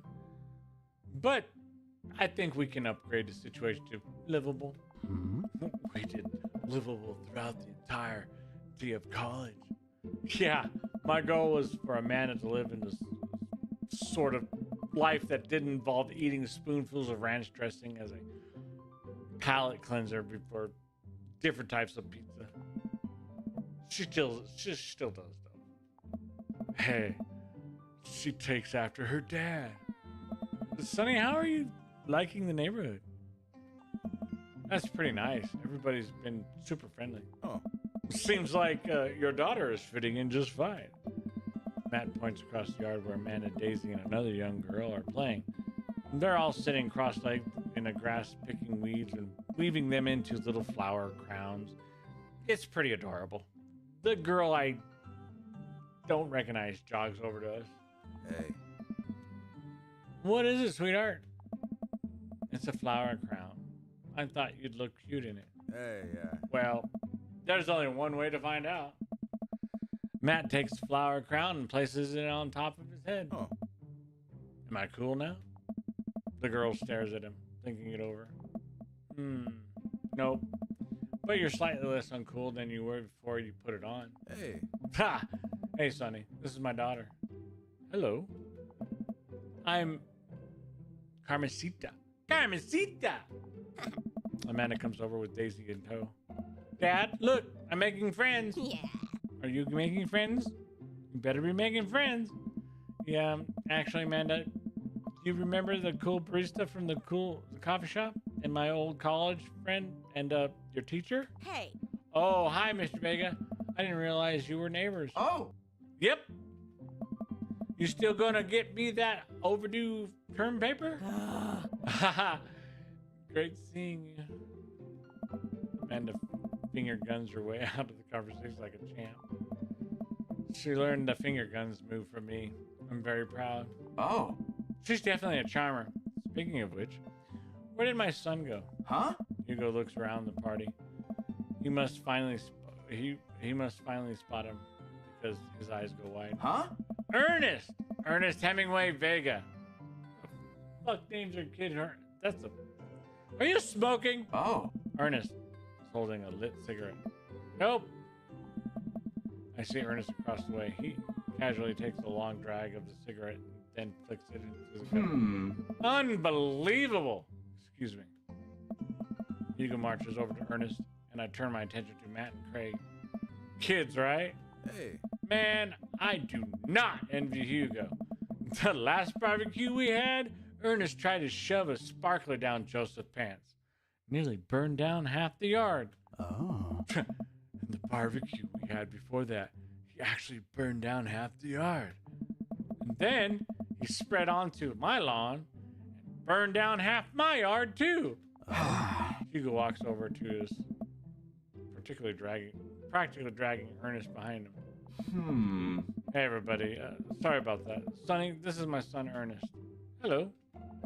Ernest looks away, sulking, his hands shoved deep in his pockets. Hugo nudges him impatiently. Hey. Nice to meet you, Ernest. What grade you in? Doesn't matter. Ernest? Okay. I'm in 8th grade. God. Are you happy now? I'm sure you were just dying to know. Yeah. Good for you? Can I go now? I'm tired of talking to old dudes who blame my generation for failing economy. Ouch. Ernest! Oh yeah, because I'm totally embarrassing you. Ernest puts earbuds in and storms off the stand in the corner. That was certainly something. He seems nice. Hugo puts his head in his hands and sighs. I'm so sorry. He's having a really rough time. As much as I want to be the cool dad, I have to be the authoritarian dad and clear resents me for it. I mean, I think a dad and a teacher, that's about authoritarian as you can get. Honestly, are any of us cool dads? It's even possible to be a cool dad? What? I'm a cool as a cucumber. Oh. See? That right there. You can't say that. I don't know. My kids think I'm cool. But for how long, Craig? How long do we get to be cool dads? Oh. I don't know. Hey. Ha! I think we just have to accept the fact that as dads, we've become the machine we once raged against and accept our fate to unironically wear socks with sandals. Hey, I do that. Sandals are comfortable, but I don't want to expose my gnarly feet to people. Our kids may think we're cool now, but the moment they hit puberty, you're doomed. Amanda's 18 and she still thinks I'm cool. Nice. I yell across the yard to my daughter, Amanda, I'm cool, right? Amanda just laughs. She keeps laughing. I see your point. As much as we all want it, I don't think it's as important to be a cool dad as it is to be a good dad. We can't all be best friends with our kids. It just doesn't work. I mean, look at me and Ernest. That is so true. You're a dad, foremost and first, not your best friend. Our job as parents is to make sure our kids turn out okay. Yeah, you're right. But it'd be nice to have it both ways. Hearing these guys talk about this makes me think of my relationship with Amanda. We get along so well but there might come a time when I won't be like that. Is college when that happens? Hey, Don't let us eat up your time, Sonny. You meet some of other people around here in the neighborhood. I don't know if I want to talk to Robert. I mean, we just had a one-night stand. To me, that's kind of awkward. I mean,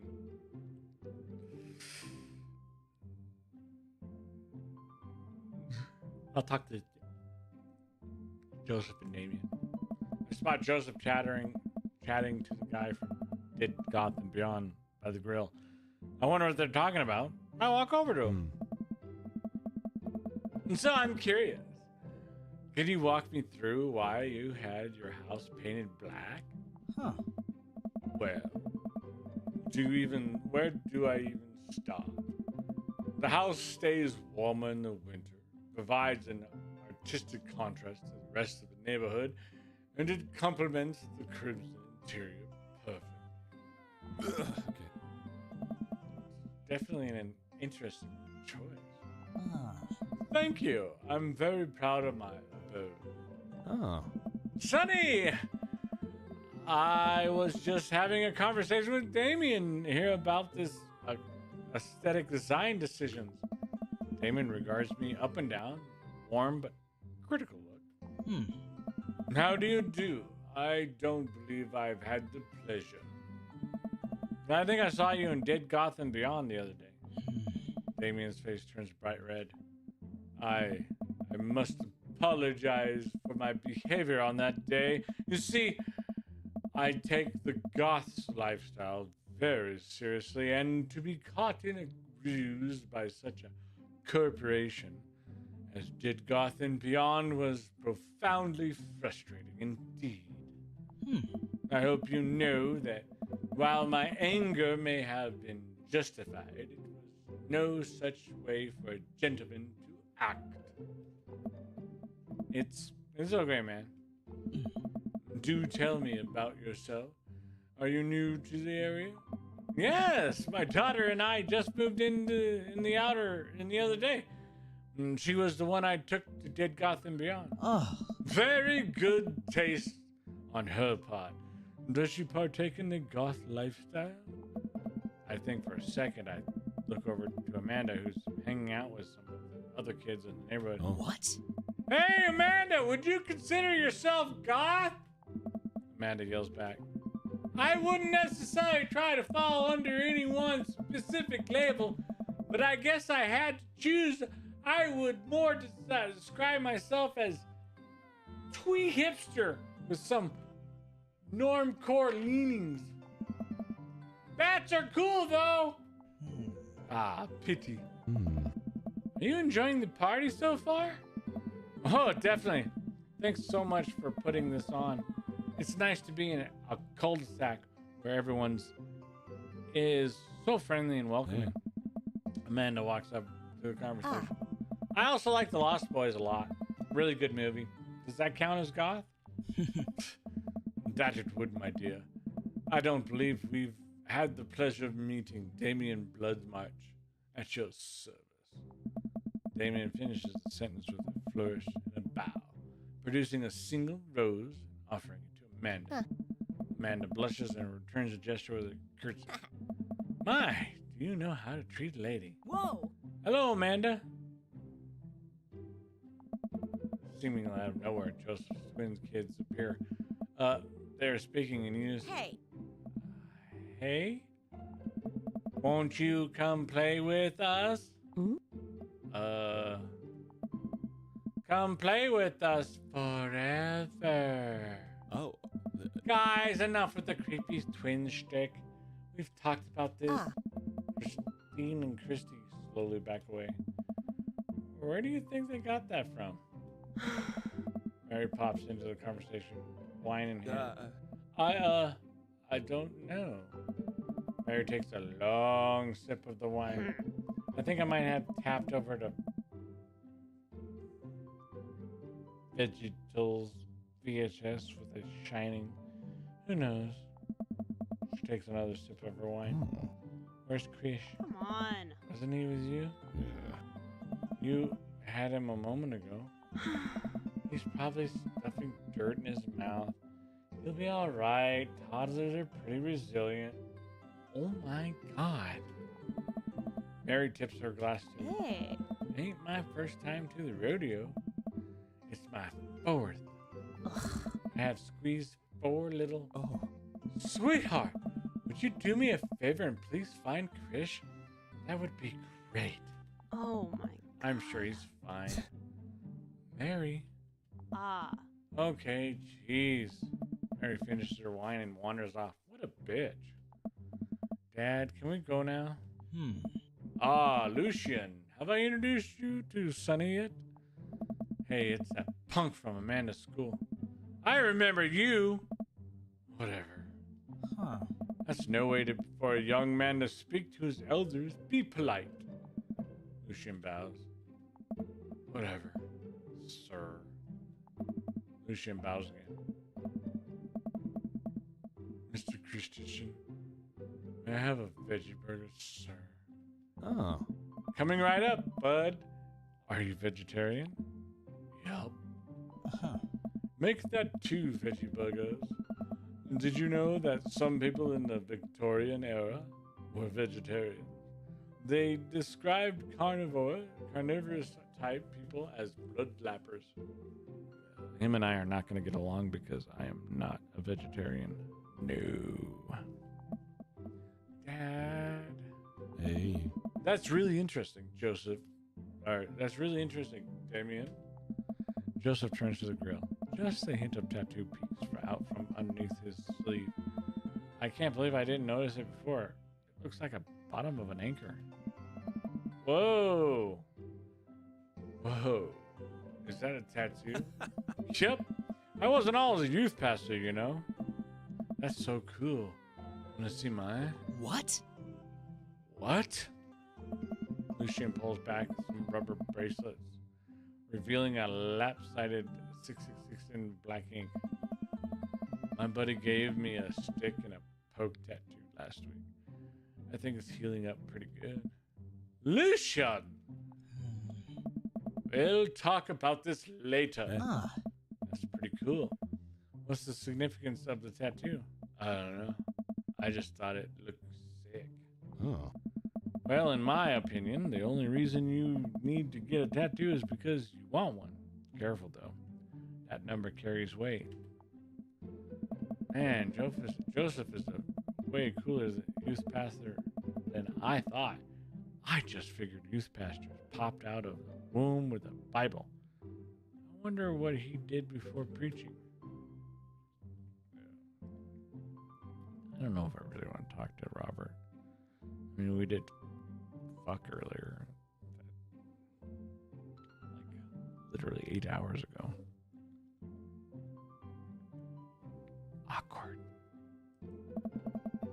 I walk over to Robert and Brian, who are chatting over drinks, determining not to be weird about what happened that night. I hope Robert feels the same. Hey, guys. Hey. Sonny! How the heck are ya? Settling into the neighborhood? All right. Oh, you betcha. Got the living room in order at least? Hey. That's great to hear. I've been doing some living room work as well. Finally got the 50-inch in there. The game looks great in high def. Oh boy. Sonny, have you met Robert yet? Yes, I believe we met. Briefly. Oh yeah. Oh yeah, I met him. We were talking about Parcheesi and solitaire, stuff like that. He showed me some good chess moves. Decent ones. Hey. Robert takes a long sip of whiskey. Oh. Robert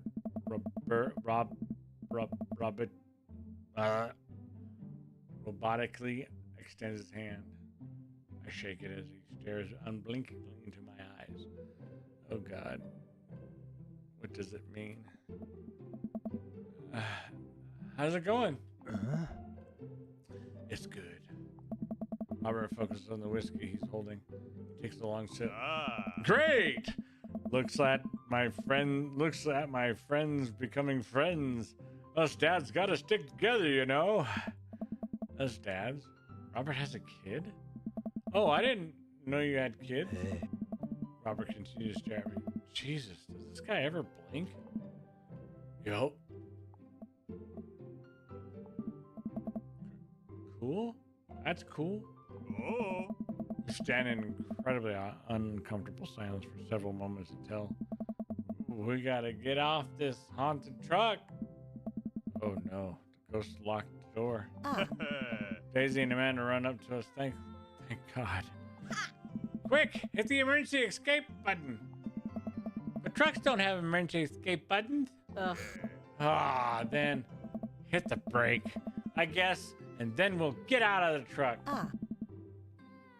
The imaginary truck? Anyway, we're safe from the ghosts, but how will we ever survive this Arctic tundra? Daisy, you might have to eat me. Are you prepared to do that? That's unfortunate choice of words, my dear. That is unfortunate choice of words.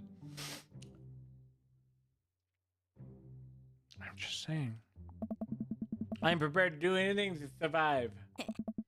That's cool. That's cold-blooded. I like that. Although I'm not sure I have the materials required to properly cook you. Wait a second. Are you guys playing Long Haul Ice Road Paranormal Ghost Truckers? Yes. Amanda and I love that show. It's the best. especially that episode where Callum hides Flint's keys and Flint retaliates by breaking an ancient cursed urn and sending the spirit after him. Yeah, it's such a quality reality television. All right, Daisy, I found a couple of bugs. They're gonna make a great meal, lots of protein. Gonna keep us from starving out here in this harsh, icy wasteland. There's a whole table of food right over. Daisy, it's a game. Playing pretend. That's what kids do. Live a little. Amanda gives Daisy a handful of gummy worms, a snack table. They eat them with a mock disgust. Let's go find kindling for a fire. Okay. But not an actual fire. Because we're playing pretend. Yeah. Now you're getting it. Daisy and Amanda run off. What a cute couple of kids. I turn my attention back to the conversation, but wait. Where did Robert go? I skim the party and finally find him in the corner talking to Mary. Does he not want to talk? Hey. Man, I've never seen her get along with anyone so quickly. I snap out of my Robert-induced haze. I guess Amanda just sort of has a way with kids. Yeah. That's kind of amazing. Daisy doesn't really get along with the kids her age. It's nice that he's not trying to one-up me this time. Maybe we can have a regular friendship after all. Really? Ah. She just kind of keeps to herself. Her teachers say she spends every recess in the library. I think the other kids are intimidated by her intelligence. There it is. I wouldn't worry about that too much. Amanda was as shy as Daisy at her age, too.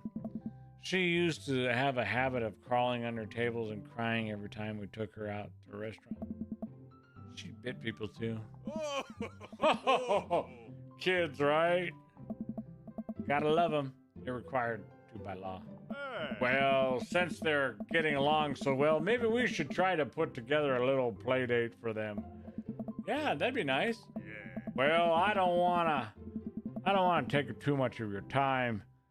Go meet some of the other fellas. With that, without further ado, let's work some magic.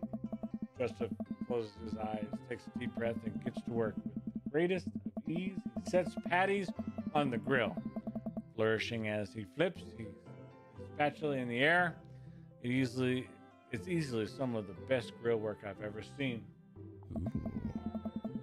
You guys think this is my first time in front of a grill? He's working faster now, effortless, tossing cheese onto patties and perfectly grilling onions on the side. One after another, dads take notice and crowd around Joseph to admire his masterful technique. Oh.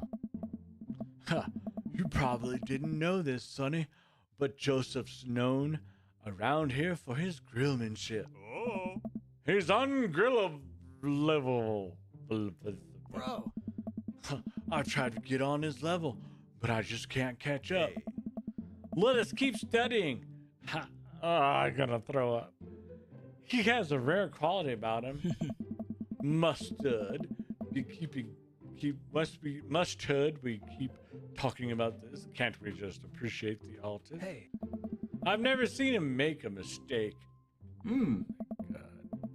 Okay, we need to stop this. It's getting too cheesy. Please stop. I am with Amanda. Please stop. All the children at the party boo. The glorious display of puns in unison. All right, guys, the food's ready. Please form an orderly barbecue. Amanda groans.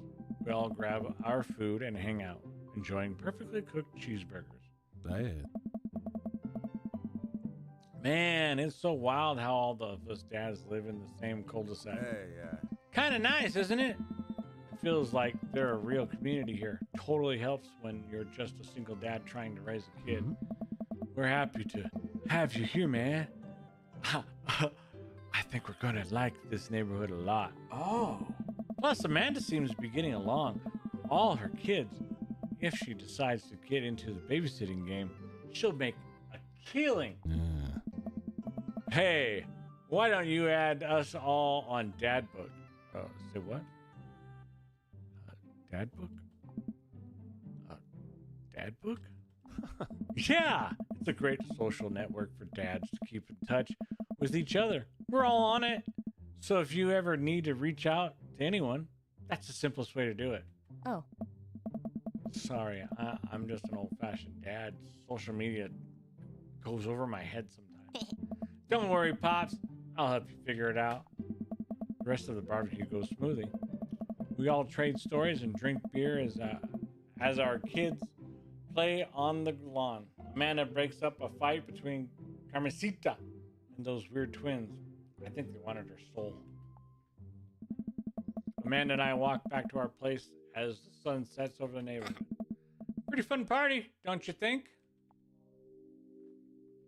I mean, I got a burger in me. I felt like I was in a networking event, which wish I could have been playing Paranormal. I think the second one. I'm gonna get a link in notification out of this. I just know it. You don't think it's nice that people want to connect with you?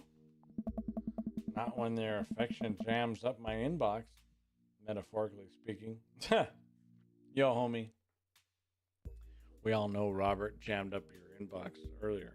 Well, hey, at least you met some other cool dads. You know, you should hit them up on Dadbook. Maybe I will, if I ever figure out how social media works. I have a good feeling about this, Patty. Me too, Dad. Amanda and I arrive at home and reminisce of our veggie plate. Seems like nobody was really into the cauliflower. Any big plans for this evening? Actually, yeah. I'm going out with some friends. Oh. Is that okay? Of course. Just keep me posted and be home before midnight. You got it. And be careful. I will. Make good choices. Of course. Call me if you need anything. Dad, you're not going to do this thing where you wait silently for me to come home in the living room with all the lights off, are you? What? No. I've never done that. I will never do that. Okay. Do you have any plans tonight? My plans were kind of to eat ice cream and watch TV with Amanda, but I'll find something to do. I'm gonna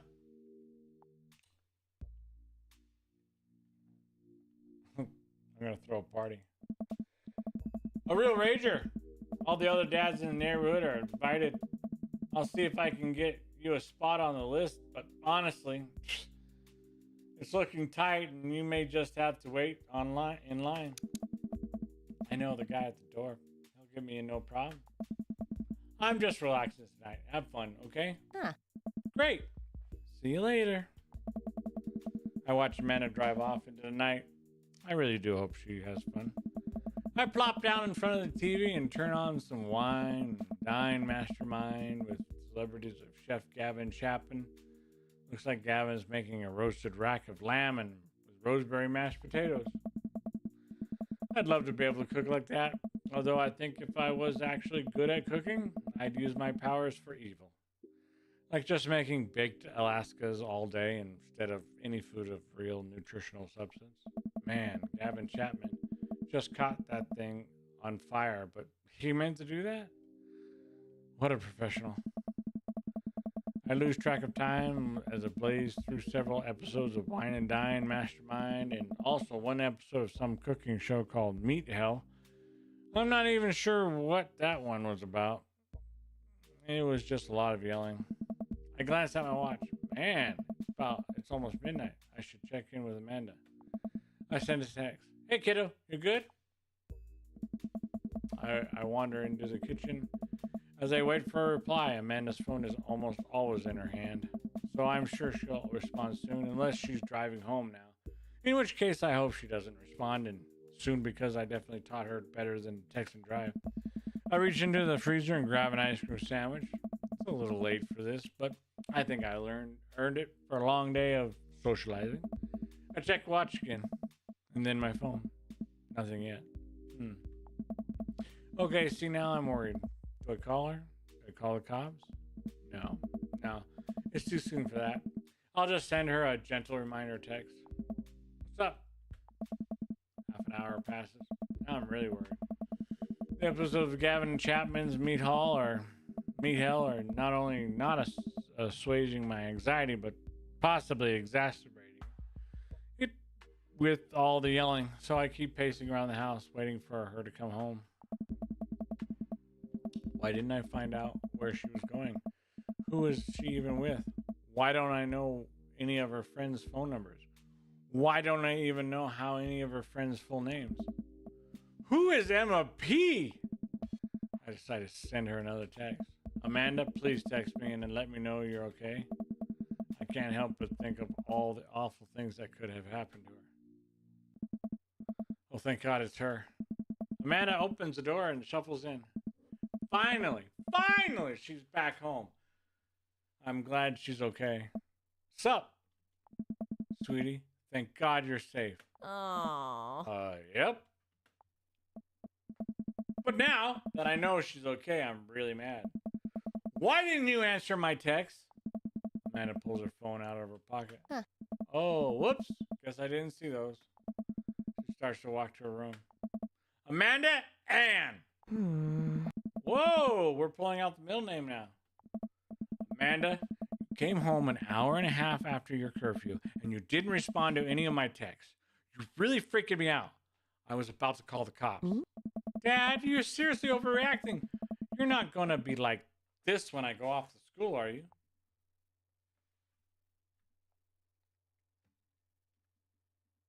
I have a right to be concerned. You're my only daughter. Well, I can't give you a play-by-play of everything I do all the time. I'm 18. You shouldn't even give me a curfew in this first place. She kind of has a point. I sit down on the couch and put my head in my hands. I feel very tired all of a sudden. You really scared me. Just, please don't do that again. Oh. All right. I'm going to go to bed now. Amanda closes the door in her room and I head to mine. Jeez. As I'm falling asleep, one thing she said keeps me echoing in my mind. You're not going to be like this when I go off to school, are you? I definitely didn't sleep well last night. I brew some strong coffee and make some scrambled eggs for Amanda as a peace offering. She eventually wanders into the kitchen. Hey, I thought about what you said last night. I should have texted you. I said I was going to do that, and I didn't. I honestly just didn't even think about it. I'm really sorry, Pops. I won't do it again. Well.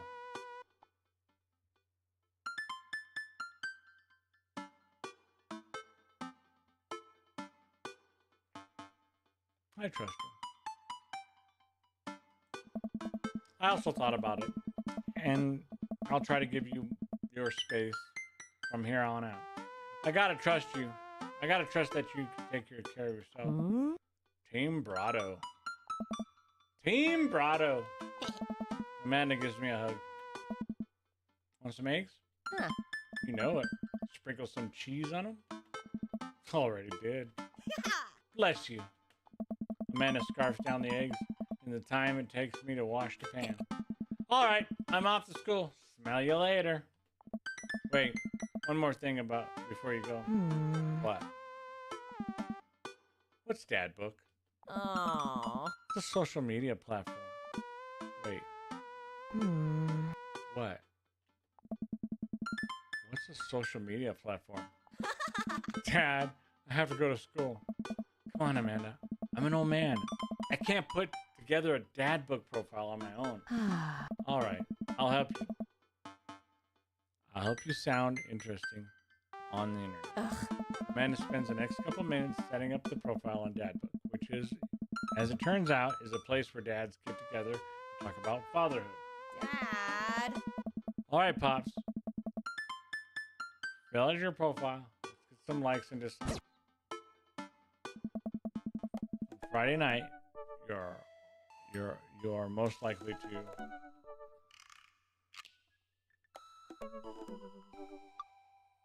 polish my coin collection. Fall asleep watching History Channel. Torment my children with dad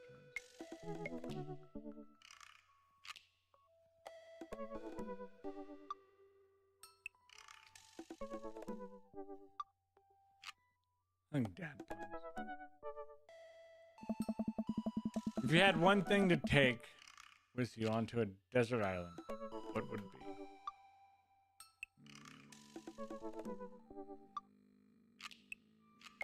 A boat, obviously. I don't need anything. My survival skills trained me for this day. Lost shaker and salt. That sounds fun. What are your turn-ons? Strong dad arms.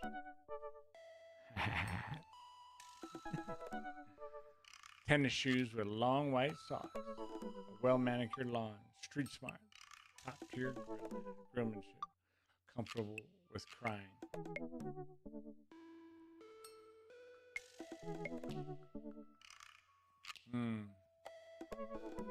Probably strong dad arms. What did you want to be when you grew up? Salty boat captain. Pro skater.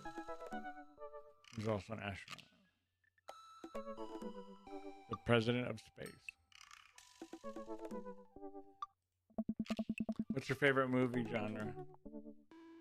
War documentary, Sean Connery's entire filmography, anything on Laserdisc, romantic comedies.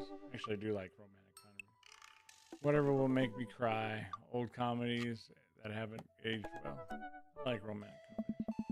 What's your ideal date? Napping together, doing a 1,000-piece puzzle together, eating a healthy dinner at 4 p.m., trying to geocoche but getting hopelessly lost. Arson? Being emotionally vulnerable? No. 1,000-piece puzzle. What do you never leave home without? My sick vape. My book of word jumble and pen. A cool knife. My crippling low self-esteem. I frequently forget my phone, keys, and wallet at home sometimes. I actually do. I've gone halfway to work and have to turn around, come back for my wallet. I spend a lot of time thinking about conspiracy theories, how proud I am of my child, potentially ending the world, if I'll ever be able to love myself as much as I love my girl. Ooh. Goodness, I'm yawning over here. When I can next get a cup of coffee.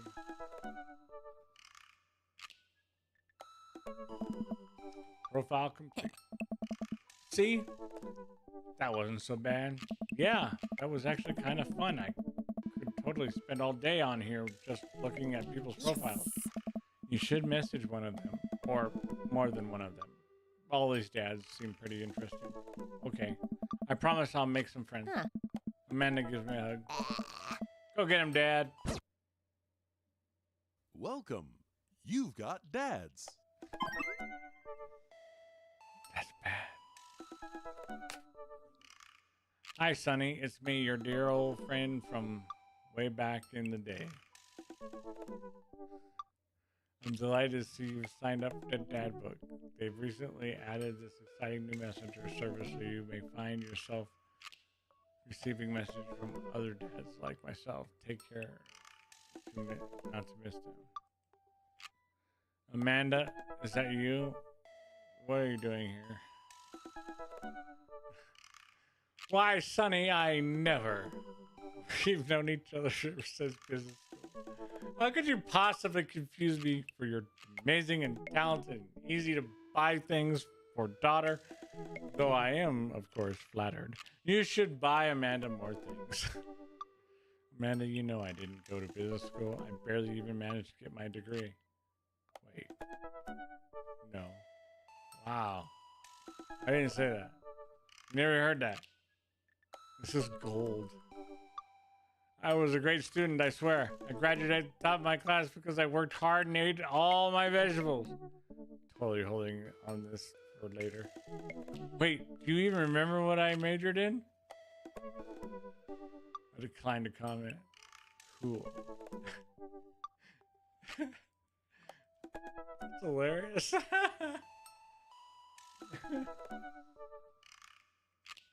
All right. My throat's getting kind of scratchy from talking for 2.5 hours almost. So I'm gonna call it a night. I hope the lurker. I hope you enjoyed it. I'm gonna probably do some more. This is pretty fun. So you have a wonderful evening, and I will catch you guys on the other side. Love ya.